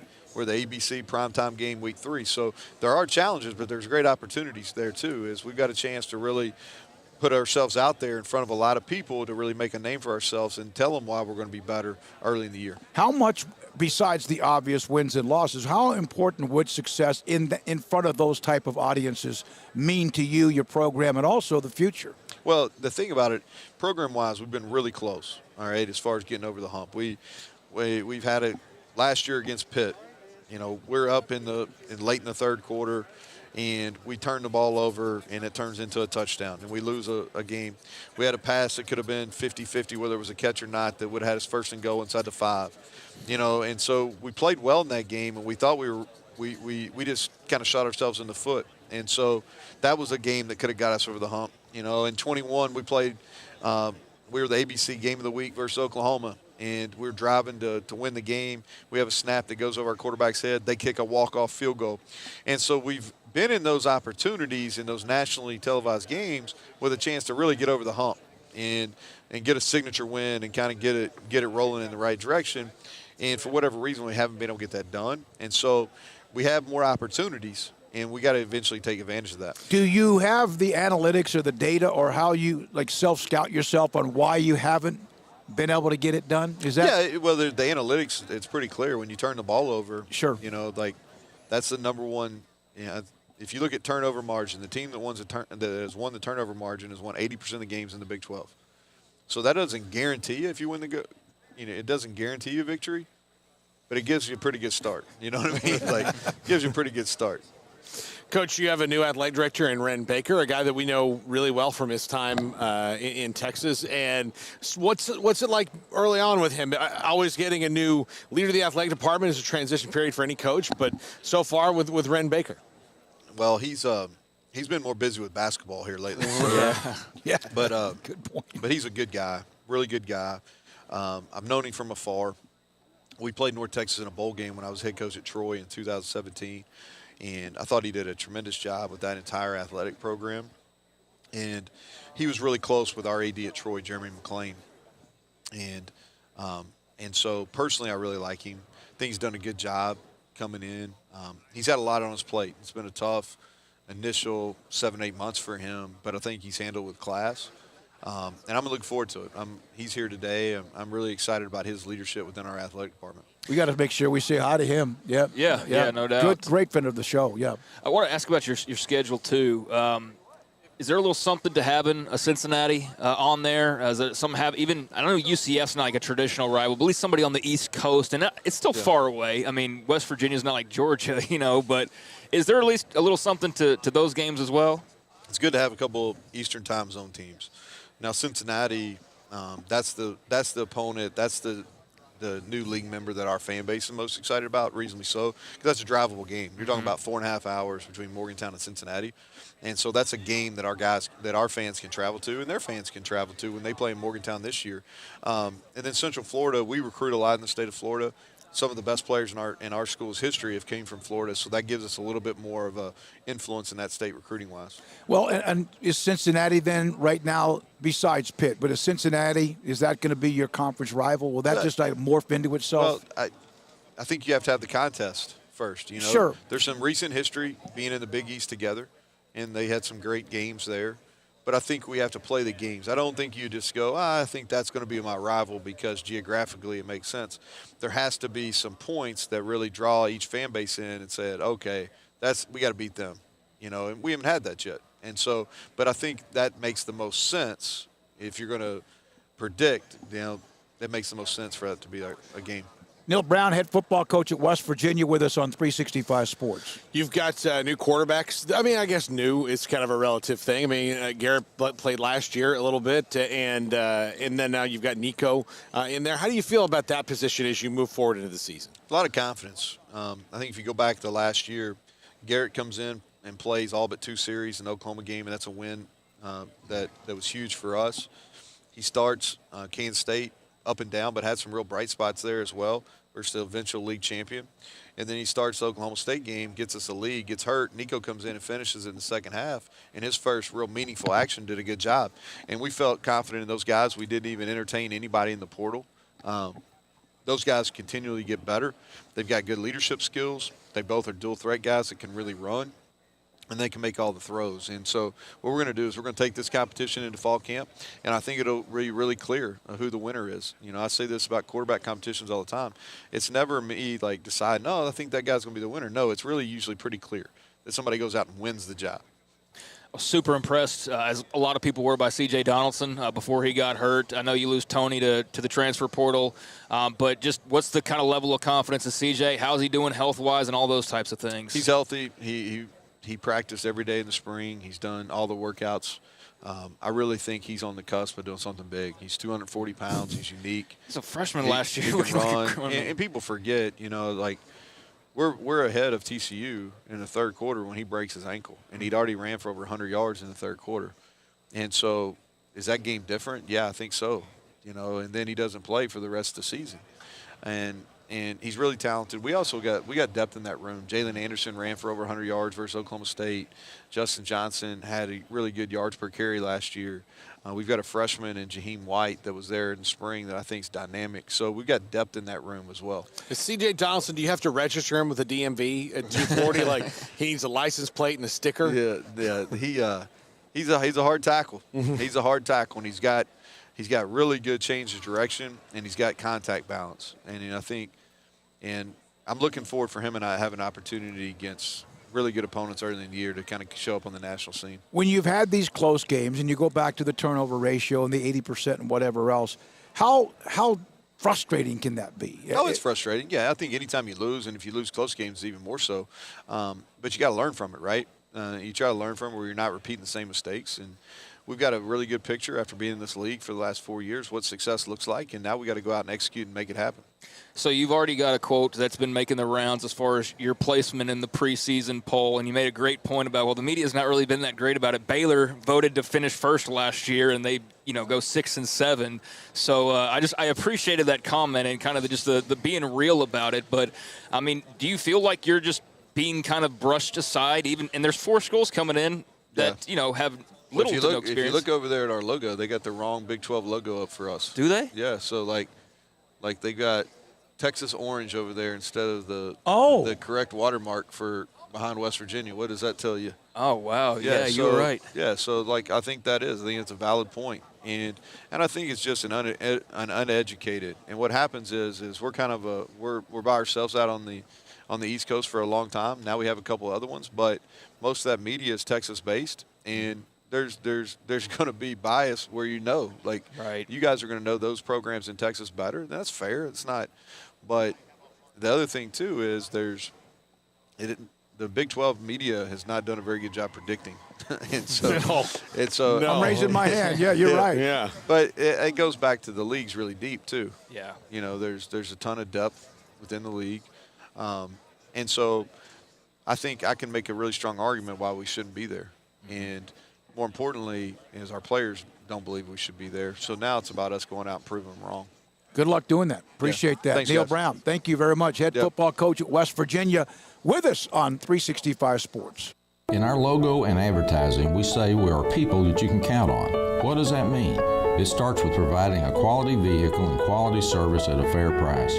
But it also means we do what we say we will do, and we treat people fairly with respect. It starts by hiring great people, good local folks who work hard with a caring attitude. Our employees are the real reason we are people that you can count on. Put us to the test and see for yourself that at Richard Carr Motors, we are people you can count on. One size fits all. That may be all right for an adjustable belt or cheap sunglasses. When it comes to your financial needs, no one wants a one-size-fits-all strategy. Cam Heathcott, your Edward Jones financial advisor, knows that his most important goals are yours. That's why we take the time to understand your needs. Knowing you, that's how Edward Jones makes sense of investing. Cam Heathcott in Conroe at 936-756-7717. Edward Jones, member SIPC.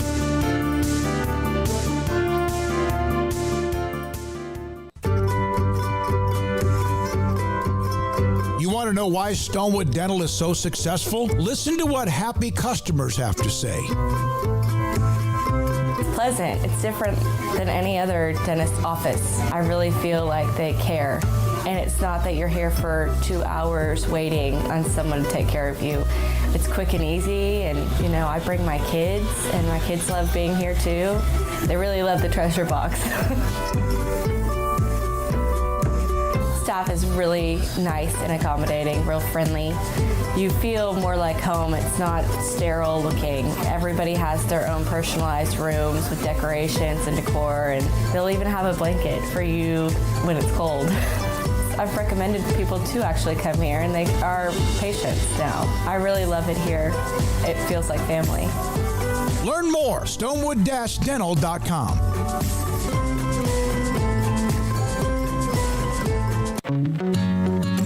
Established in 2007 and independently owned, Alliance Bank Central Texas is committed to helping families and businesses meet their financial goals. From their tellers to their board of directors, they know the importance of superior service and competitive products. Customers have confidence knowing that their financial needs are in good hands. It's your bank, Alliance Bank Central Texas, with 2 Waco locations, 4721 Bosque Boulevard and 191 Archway Drive on Highway 84, and at AllianceBankTexas.com. Member FDIC and equal housing lender. At Ideal MRI, we feel blessed to be a part of the Waco community. We're a small family business right here in Central Texas, and our goal is to bring down the cost of healthcare while maintaining high quality. At times like this, the cost of healthcare has never been more important, And unfortunately, significant illnesses and injuries still occur. That's why Ideal MRI is open and here to serve you through the difficult time. We offer premium MRIs just like a hospital with state-of-the-art technology and specialists, but you'll pay less.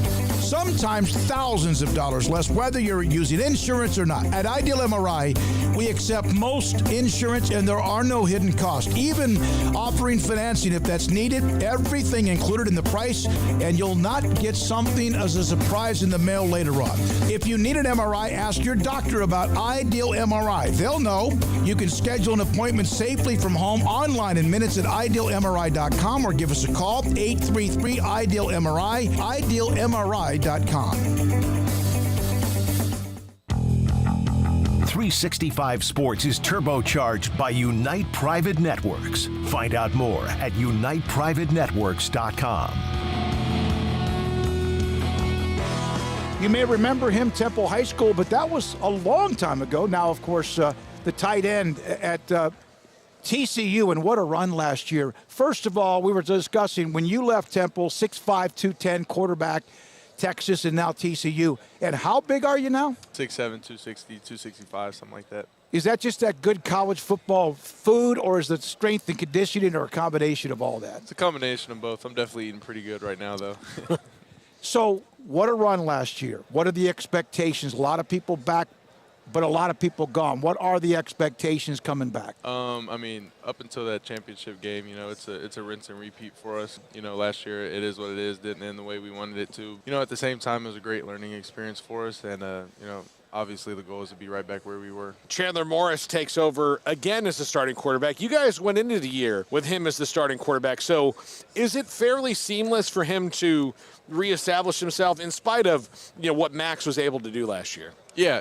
I mean, you know, I think that's anybody, you know, me included, everybody on the team has to, you know, kind of take on a new role. You know, this isn't the same team that we had last year, so everybody is going to have to, you know, go out and prove themselves just like they did, you know, the year before. You mentioned that, I mean, you could tell by your response a second ago, you weren't happy, obviously, with the way the season ended. But, man, like, leading into that, just the close wins, the back and forth, just what was that experience like from your standpoint and just being a part of a run like that? Yeah, I mean, you know, the whole season as a complete idea and a complete, you know, outside looking in now, looking back on it, you know, it was a great season, obviously, for us. You know, we won a lot of close games that were big for us, and I think that just speaks to, you know, how we play the game at TCU, and you know, how the coaches have done a great job of teaching us to, you know, you got to be resilient. You know, you can't think that you're ever out of the game. You know, there's not a game that we're, you know, far enough away to where we can't come back in the fourth. So I think that just spoke to us as how, like, who we were as a team. Jared Wiley, tight end from TCU, from Temple High School, also played at Texas. You made the decision back in January to come back. What was behind the decision to come back or to possibly look at the NFL? You know, a big thing was I finally just, you know, I felt like I had fun playing in college, and, you know, who doesn't want to do that again? You know, in my head, what's the rush? You know, I'm having a blast in Fort Worth. You know, I've made some great new friends, great new teammates, and all that. So, I mean, I didn't see the point in just, you know, wanting to rush into the next chapter of my life whenever I'm perfectly happy with where I'm at right now. How, you know, you played quarterback in high school at Temple. How long before you felt like a tight end in your career and you started thinking like a tight end instead of maybe a quarterback first? It definitely took some time. You know, that's a big reason on why I early enrolled whenever I first got to UT. But, I mean, it wasn't until, honestly, probably my second or third year where I kind of just got that mindset of, like, you know, I want to be physical now. I want to be, you know, I want to be an issue in the run game. I want to go up and, you know, make those plays. So, you know, it definitely took me a little bit to kind of adjust, but now, you know, now that I've got that mindset and adapted, you know, into that tight end role, then, you know, I feel like it's been pretty smooth. So what is it about for you this year? Is it just about sharpening the iron, so to speak, and what you already know, or are there still things that you're learning and trying to adapt to? Kind of what's your sort of map right now heading into next season? Yeah, I think it's a mixture of both. You know, there's always stuff to improve on. No football player has ever, you know, had a perfect season or a perfect game or anything like that. So, you know, it's still learning some new stuff about, the position or what it's going to take for me personally to reach the goals that I want to reach this season, and so forth and so on. So I just feel like there was a little bit of unfinished business for me, me personally, and that kind of played a big role into me saying, okay, you know what, I need to do one more year. The close games that you won, and then, of course, the amazing finish at Baylor, right there in your backyard. 2 years ago, Baylor won like 6 of those games, and then last year didn't. How do you prevent that flipping? We have a lot of young guys this year, and that'll play a role into it on how well that us older guys can, teach them the culture and how we do things at TCU. I think that's the biggest thing. We can't have a drop off like you were just mentioning. We have to win those close games. The championship level teams, they win those games in those big moments. I have to ask you this. The last time that we did one of your games, you were at Temple. We were doing the midway games, and you have Travius Hodges-Tomlinson at left, midway. You had you and Quentin there from Temple. Was there any, trash talk about that, especially last year, since Temple finally did beat Midway? Oh, yeah. I heard it every day from Trey. I don't think that I ever was able to beat Midway. Obviously, they were great whenever we were there. I don't really keep up with it now, but, there was definitely some back and forth. Yeah, that was a frustrating rivalry for Temple for a while, wasn't it? It definitely was. We saw them win, I think it was 2011. It was a non-district game. Durham Smythe, in fact, there's another. No, he was at Belton. That was Belton, not Temple. But it finally, as good as Temple's been, that was always one that was kind of thorn in your side, like TCU is for Baylor, by the way. Yeah, something similar. It's like they can't win that game. Jared Wiley, tight end with TCU, here with us on 365 Sports. What was kind of going through your head with the TCU Baylor finish and just how wacky? I mean, literally one more second and that game's a different outcome. Just take us to your kind of point of view on that whole unfolding of madness there at McLean Stadium. Yeah, you have a rivalry, and it was in November, right? So you have a rivalry in November in college football. There's always going to be some sort of twist to it. It's always going to be a game that's probably closer than what it should have been in Waco for that game. It was cold. It was, it was set up perfectly for us to not be able to come out on top on that one. But like I said, it speaks to who we were as a team last year, and our resiliency as just a unit and a group to where we could overcome all these different things that we had no control over. And, like I said, just to come out on top. How much is that Kaz Kazadi and what his guys do and helping y'all mentally? I know that's a huge part, like the physical part, getting fast, loves the speed. But we saw him at Baylor for many years and know that he's a guy that changes people's minds. Yeah. How has he done that for you and just the team, and how much did that play into, outcomes like that? Yeah, as a player, you'll give him all the credit in the world for it. Whenever you have a conversation with him, player to coach, he'll tell you that it's up to the players to be able to adapt that mindset. He can preach to us all he wants about, this, and this, and if we're not absorbing all the information that he's giving us, then, he's basically talking to a brick wall. So, yes, 100%, he's been instilling that mindset into us, but at the end of the day, it's up to the players to just be able to live the type of life that he's wanting us to live in order to be a championship program. He ever caught you eating something you're not supposed to, like a cheeseburger or a biscuit or anything? Yeah, a couple times. Those are some rough conversations. I one time was fortunate to sit down with him, and it was a long interview because nobody had ever really talked to him before. He tries to break you, right? Yes. And actually probably does. Did you ever feel that way, even though you were more of an older statesman of the team? Yeah, definitely. I mean, I think that mentally and obviously physically, I'm a different player than what I was even last season. So he kind of drops these nuggets every now and then whenever he's talking to us, and the old heads or the veterans on the team, we know to pick up on those things, and you just kind of, like I said, just absorb all the information you can, and then you'll look back 6 months later and you'll be like, I'm a completely different person than what I was. What's it like to play for Sonny Dykes in an offense that he's a part of? Obviously, Garrett Riley was a part of that. Now he's gone. But what is that like to watch him do his thing? Oh, I mean, it's unreal. Going into every week, we'd have install on Monday and Tuesday and all that. And, I mean, you're just looking at it, and it's like, I don't understand how he came up with this, but, it's going to work. and just him as a coach for us, he's so selfless, and he's such a great coach for us players that, it's so easy to go out there and just lay it all out on the line for him every Saturday. I have a question. I think it's a fair question because you had a great run, but then last year, obviously, Georgia was at a level that maybe no one's ever been at. Does that in any way, shape, or form take away from last year, and is there hangover from that? No hangover, and I don't think it takes away from last year. We've kind of just looked at it as more of a positive thing. It was a learning experience for us. There are only 2 teams in that game for a reason, and we earned our way there. We beat Michigan. We won the big games to be in that situation. We just couldn't get it done. And like I said, we're just using that as like how do we not have the mistakes that we had and the distractions that we had last year going into that game? How can we minimize that for the next season? Good luck. Good to see you, young man. You're growing up from where you were at Temple, and obviously a heck of a quarterback there, to what you're doing now. Good luck the rest of the way, and thanks for being a part of the show. Awesome. Appreciate y'all. Jared Wiley, TCU, tight end on 365 Sports. With so many companies and policies out there, it gets so confusing shopping for insurance, and I never know if I'm getting the policy that's right for me. Luckily, I met the team at the Niche Group Insurance Agency. With the Niche Group, you can go to one company and get access to coverage options from many insurance carriers, and you get to speak to a real person about your specific coverage needs. With the Niche Group, I know I'm getting the right coverage at the right price. If you need insurance, talk to the experts at the Niche Group at 1-800-258-8302.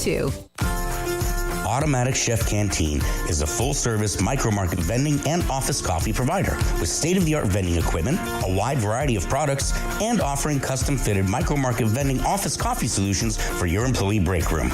You want a full break room solution and a workplace oasis? Well, Automatic Chef Canteen, locally owned and operated for over 50 years in Central Texas, also includes in-house mechanics on call 24/7 for fast, reliable service and maintenance. Automatic Chef Canteen, 6900 Imperial Drive in Waco, or online at automaticchefcanteen.com. TFNB Your Bank for Life is the official local bank of Baylor Athletics. Find out why more Central Texas are making TFNB their bank for life. Sign up for our Edge checking and savings accounts to earn interest or cash back. With 5 convenient locations and an award-winning mobile app, banking has never been easier. TFNB, your bank for life. Member FDIC. Three Nations Brewing Company has 16 different beers on draft with a new beer every Friday. It also offers 2 air-conditioned tap rooms, a large indoor beer hall, a second-floor mezzanine offering a great overview of the brewing company and equipment and patio where you can relax under the shade. Plus, you can now experience the new Three Nations Beer Garden Grill on our shaded patio. Grab a cold beer and enjoy a bite from our freshly prepared and delicious menu. Street tacos, quesadillas, freshly cooked burgers and dogs, and veggie burgers too. Nachos and so much more, all prepared and cooked on site. So come visit the award-winning Three Nations Brewing Company on East Vandergrift off I-35 in Carrollton. Boozers is the wedding ring store and more. If you're ready to get engaged or already married and want to upgrade your wife's ring for a special anniversary, Boozers is the place to go. With the largest selection of premier quality diamond engagement rings and wedding rings in Central Texas. They have 7 cases with over 300 styles of rings from top designers like Natalie Kay. Choose from yellow, white, or rose gold, plus beautiful top quality loose diamonds. With an in-house jeweler, they can also custom make anything you want. Bring in a picture or drawing and let Boozers create your one-of-a-kind pendant or ring. They can even use some of your old gold and diamond jewelry to create something new. At Boozers, you'll find a great selection of quality timepieces, and Boozers is the place for expert watch maintenance and repairs too.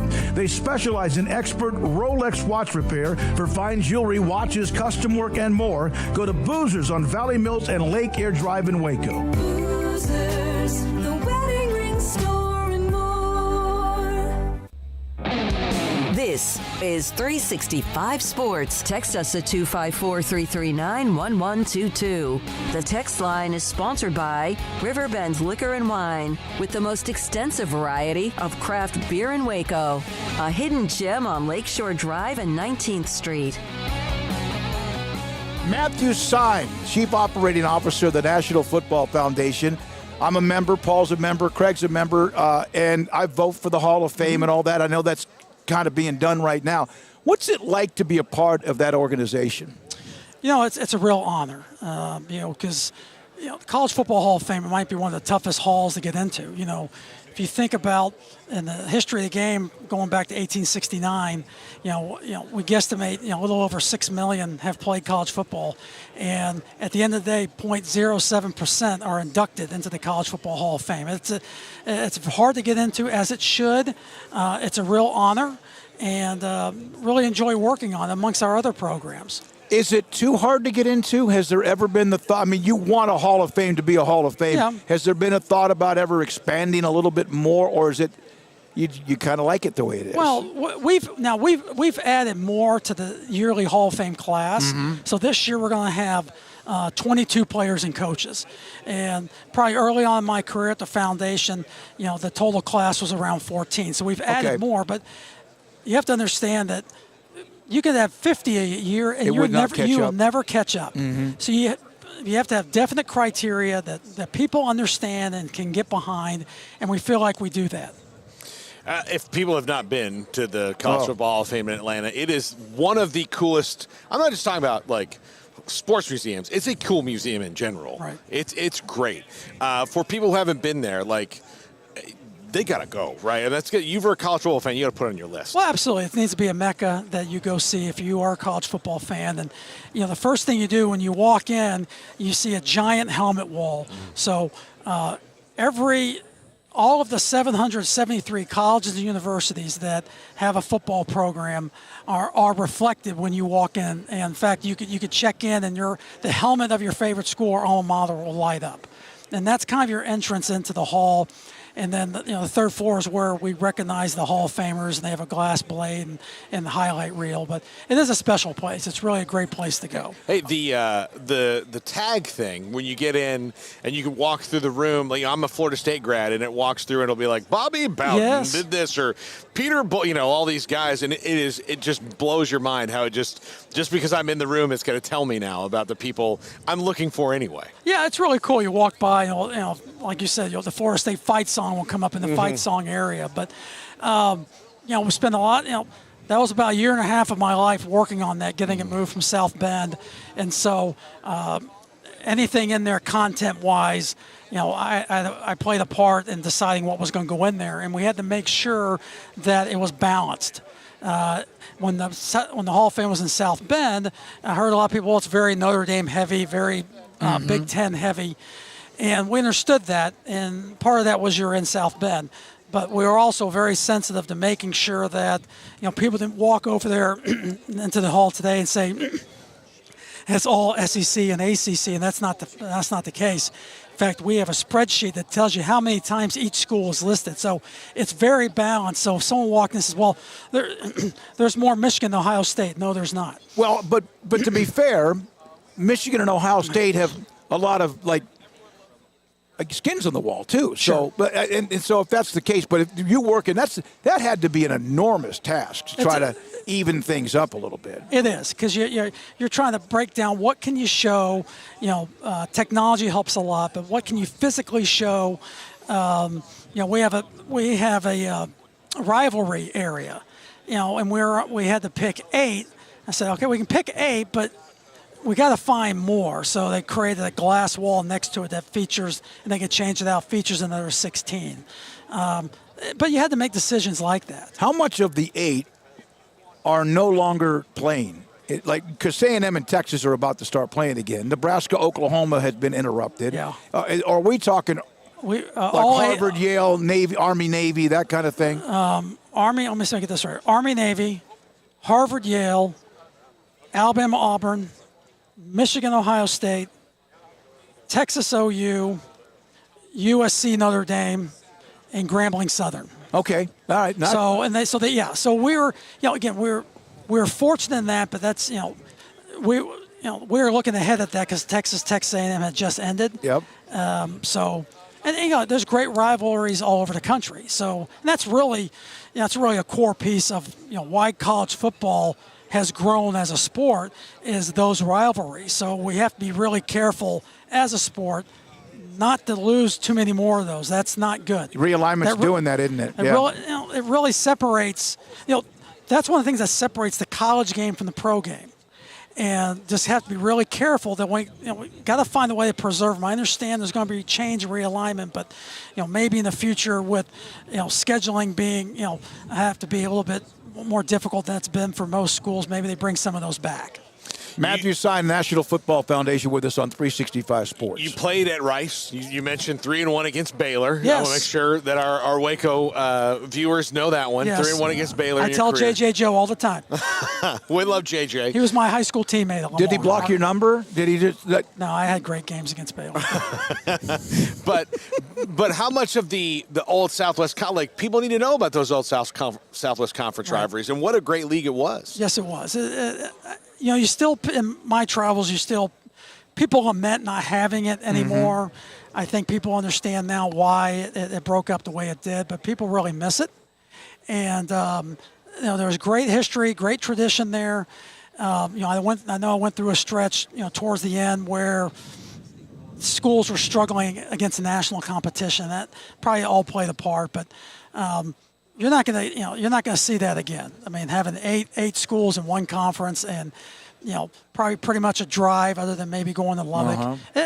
It was a special point in time. I'm glad I got a chance to experience it and play it. And, I think that the museum in Waco does a great job of displaying and making sure that stays a part of history. But regionality is important to college football. No question. And I do think that's something that maybe the television networks have not taken into account in some of these expansion things where like, hey, it's going to be great that, UCLA, is going to play against Wisconsin, but regionality is important. Like that's really where the bubbling up and the I don't like you, you don't like me comes from. No question, and it's it's always been that way. Mm-hmm. I mean, again, that's one of the it's one of the reasons why this sport grew, especially in the South and in the Southwest, and we're all going to have to adjust to what the new reality is, but probably to your point. That's probably why, certain conferences, perception-wise, however you want to call it, have done a little bit better because they've maintained their footprint. So how much, and I know Rice and Houston, but Houston is entering the Big 12, yes. And it means a lot to them. And they've kind of been out there like TCU was for a while. And of course, those who are now a part of the conference, how much do you think it means to the University of Houston? Because when I think of Houston, I don't think so much about John Jenkins and Pardee and all that, Klingler. I think about Bill Yeoman. Yes. I mean, maybe because of my age. No. I think people forget how great and really good those Houston Cougar teams were, especially in the 70s and late 60s. They played everybody. They beat everybody. And I think it's a huge deal for them. And they, to their credit, they've put a lot of work in. It wasn't getting into the Big 12 wasn't overnight. And I think people forget it wasn't an overnight for TCU to get into the Big 12. Mm-hmm. They won 4 conferences before they got back to the Big 12. So it is important. Now, obviously there'll be an adjustment. For the 4 schools in general. That's just the way it is now. It's hard to make that adjustment, but they should be really proud. Their facilities are outstanding. They have wonderful leadership. You got to have that leadership from top down. So their chairman of the board down to the president, AD, and coach. They're in good shape. Yep. And again, the National Football Foundation, I'm a member. Paul, you're a member. The voting, that ballot is, I have to grind on that, but it's an honor to be a part of it. Thank you. It hurts sometimes to go, well, I guess I can't put this guy in right now. Right. I mean, there's some dudes now. It's hard. And then here's incoming the next year. There's new dudes, there's always. I mean, it's again. You'll always have people to put in the hall. And the one thing people have to understand and appreciate is just because they had this tremendous pro career, that does not play any part of the role in them being elected to the College Football Hall of Fame. Thank you. What you did in college. Because, you were great in college. If you didn't make it in the NFL, first of all, there's no shame in that. Nope. So we're not going to judge you on that. Well, I can't tell you how much, because I'm a part of the Texas High School Football Hall of Fame, and too many times I fight this. Not me, but those, just because a kid a young man, was a great NFL player or a college player, that does not need to enter the Texas High School Hall of Fame ballot. Well, sometimes you don't get good until you're like, you could have been a good player in college but not great. Say you were a center and you were kind of good. You're a 4th-round draft pick, but you get in the league and you hit your stride finally at 23, 24 years old. But in college, you were, good. The 9th best player on your team. It doesn't mean you're a college football Hall of Famer just because you wind up being an all-pro center in the NFL. Well, that's right. Well, I give you a good example that, people ask us questions on. Tom Brady. All-time great in the NFL. He was a 1-year starter at Michigan. He was a great player at Michigan, but he doesn't meet the criteria. He wasn't first-team All-American, and so he will not be under consideration. His story is legendary for a reason. Yeah. Correct. Yeah. Correct. Matthew Stein, Chief Operating Officer of the National Football Foundation, 3-1. He wanted me to say that again 3-1. When he was at Rice against Baylor. Thanks for your time. Thank you very much. Great job, guys. This is 365 Sports. The future's bright. The time is now. College is what you make it. It's a late-night pizza run and all-nighters coding a new project. It's having big dreams and making them a reality. It's a professor who knows your name and your story. It's preparation for your future, your calling, your life. And at Baylor, it's even more. Baylor, where lights shine bright.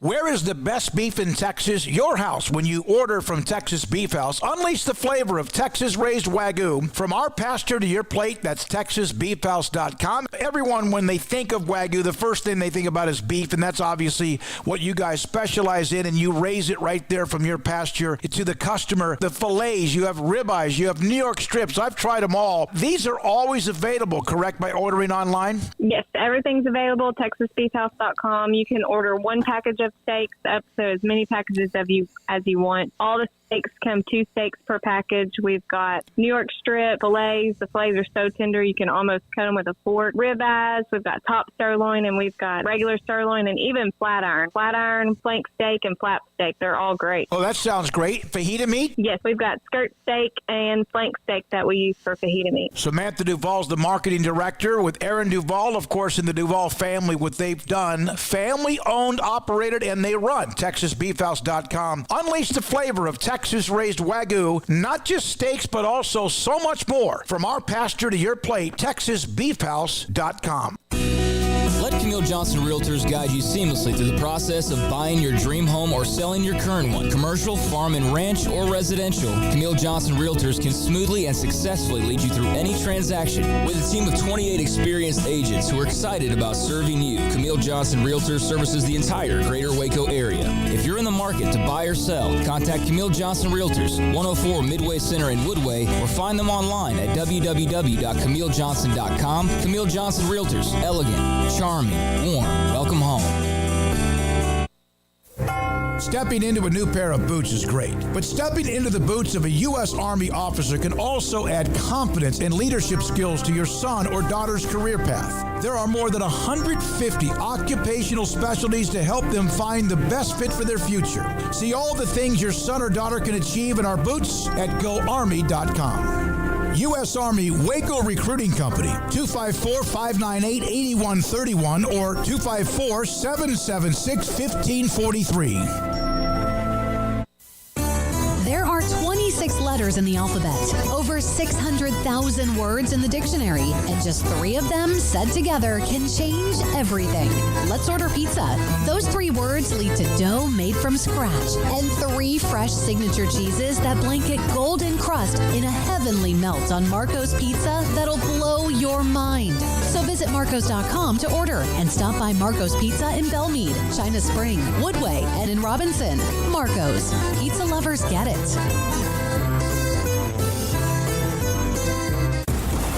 Did you know that 1 out of every 4 men have symptomatic low levels of testosterone and don't even know it? And if you think you're too young to worry about it, guess again. Low T levels can make you feel tired and grumpy, raise your cholesterol, and cause weight gain. Petty Clinic Low T can set up same-day blood screening and results. So if you're tired of being tired, call or go online at pettycliniclowt.com. It's a private clinic with an atmosphere catering to men. Affordable, only $165 a month, including lab work, office consultation, testosterone injections, and follow-up visits, compared to to $300 or more a month in Dallas or Austin, and you don't have to drive 90 miles one way or the other and fight the traffic. Petty Clinic Low T has board-certified physician consultations and will provide the best form of brand-strength testosterone. Contact Petty Clinic Low T for increased energy, improvement in sexual desire and performance, mood, concentration, even a decrease in body and belly fat. Just off Highway 84 and Old Hewitt Drive in Woodway, PettyClinicLowT.com.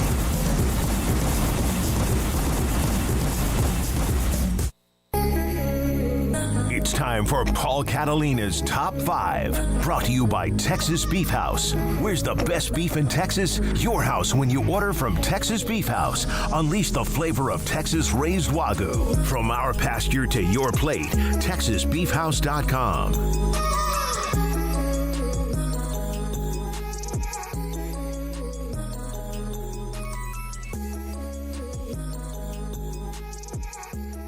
They're going to stop serving lunch before we got done. So, fortunately, we got to eat because we got to have the Jerry Jones macaroni and cheese, which I know most people won't be able to. You don't do macaroni and cheese? I'm not touching macaroni and cheese. Oh, my gosh. Well, the Jerry Jack and I had a fiasco. The Jerry Jones macaroni and cheese is legendary. It's truffles. It's creamy. It's got this crispy, like breadcrumbs on top. It's absolutely magical. Most people won't ever get to have it, because it's kind of just a media specialty. I don't know why he doesn't serve it and charge $26 at the stadium, but he very well could.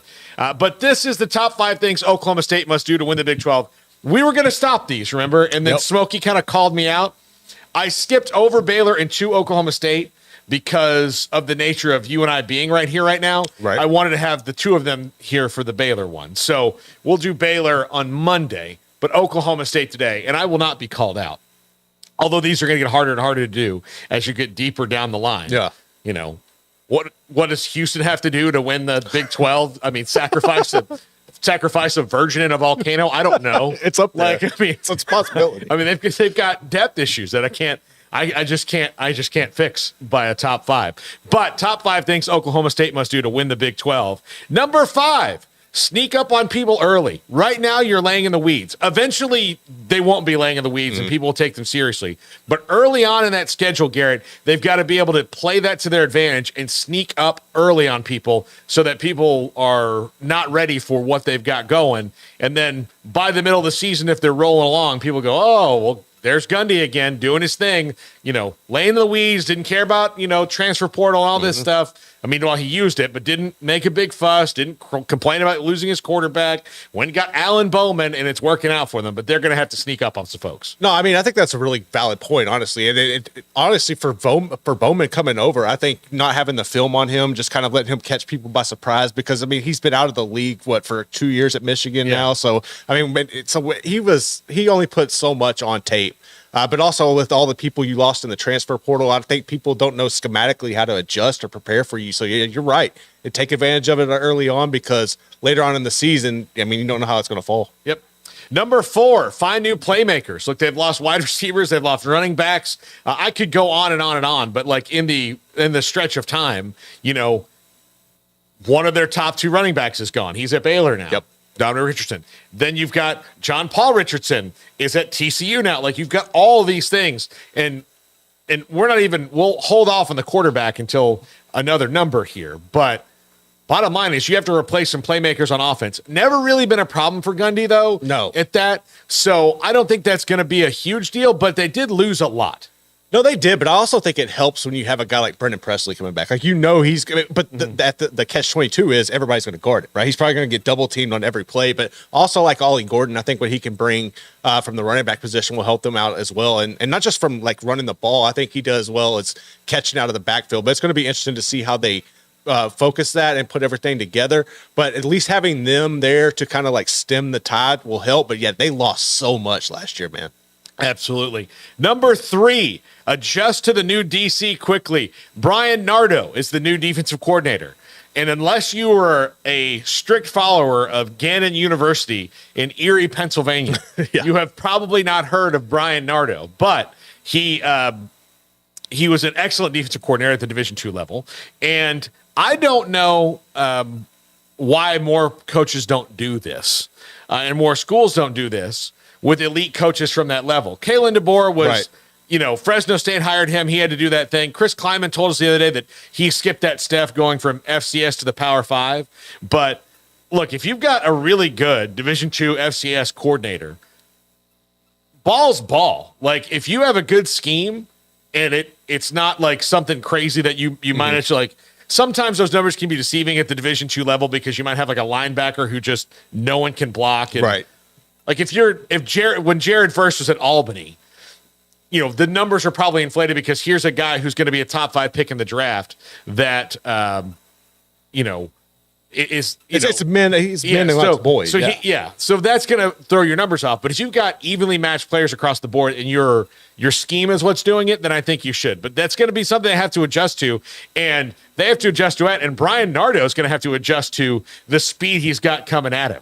No, that's a good point, but I also think it helps too. Like, and I know it's different when you're looking at head coaches and versus coordinators, but when you see guys like, or for just in the Big 12 alone, think about like Joey McGuire was a high school guy and he's having success as a head coach. You have Leipold, what he's been able to do at Kansas in such a short time. Kleiman, you mentioned there as well, and then you have guys like Jeff Traylor. I think you bring up a good point that when ball is ball, and if you're showing that you can have success at those levels with lesser talent, then you bring them in and you give what the people like Mike Gundy and them can bring on to the campus. I think you put that with the skill set with the scheme, it's a totally different ballgame. Yep. Number 2, this one we don't even have to talk about this that much. Don't get ravaged by injuries. Yes, because last year, he didn't need to recruit another quarterback or a defensive tackle. He needed to recruit doctors, surgeons, EMTs, physical therapists. They were like maybe the medical, like there's a hospital in Stillwater, Oklahoma that if they don't have the injuries this year that they did last year, is going to go, where's our budget shortfall? Exactly. Because there were so many that they had in a 2-week period too. Like usually it's like attrition over the season. Like, we lost this guy week 2. We lost this guy week 4.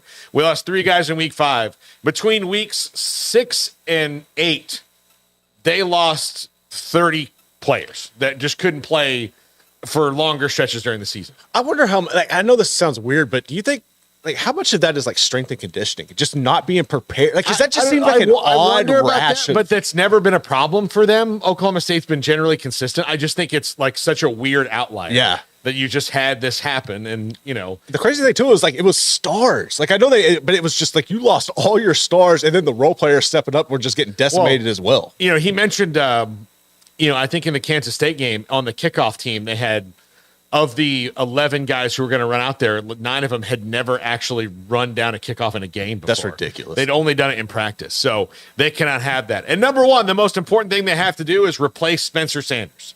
Spencer Sanders, for better or for worse, is the quarterback who got them to the Big 12 championship game 2 seasons ago. And when he is going, he's going. They do not have him anymore.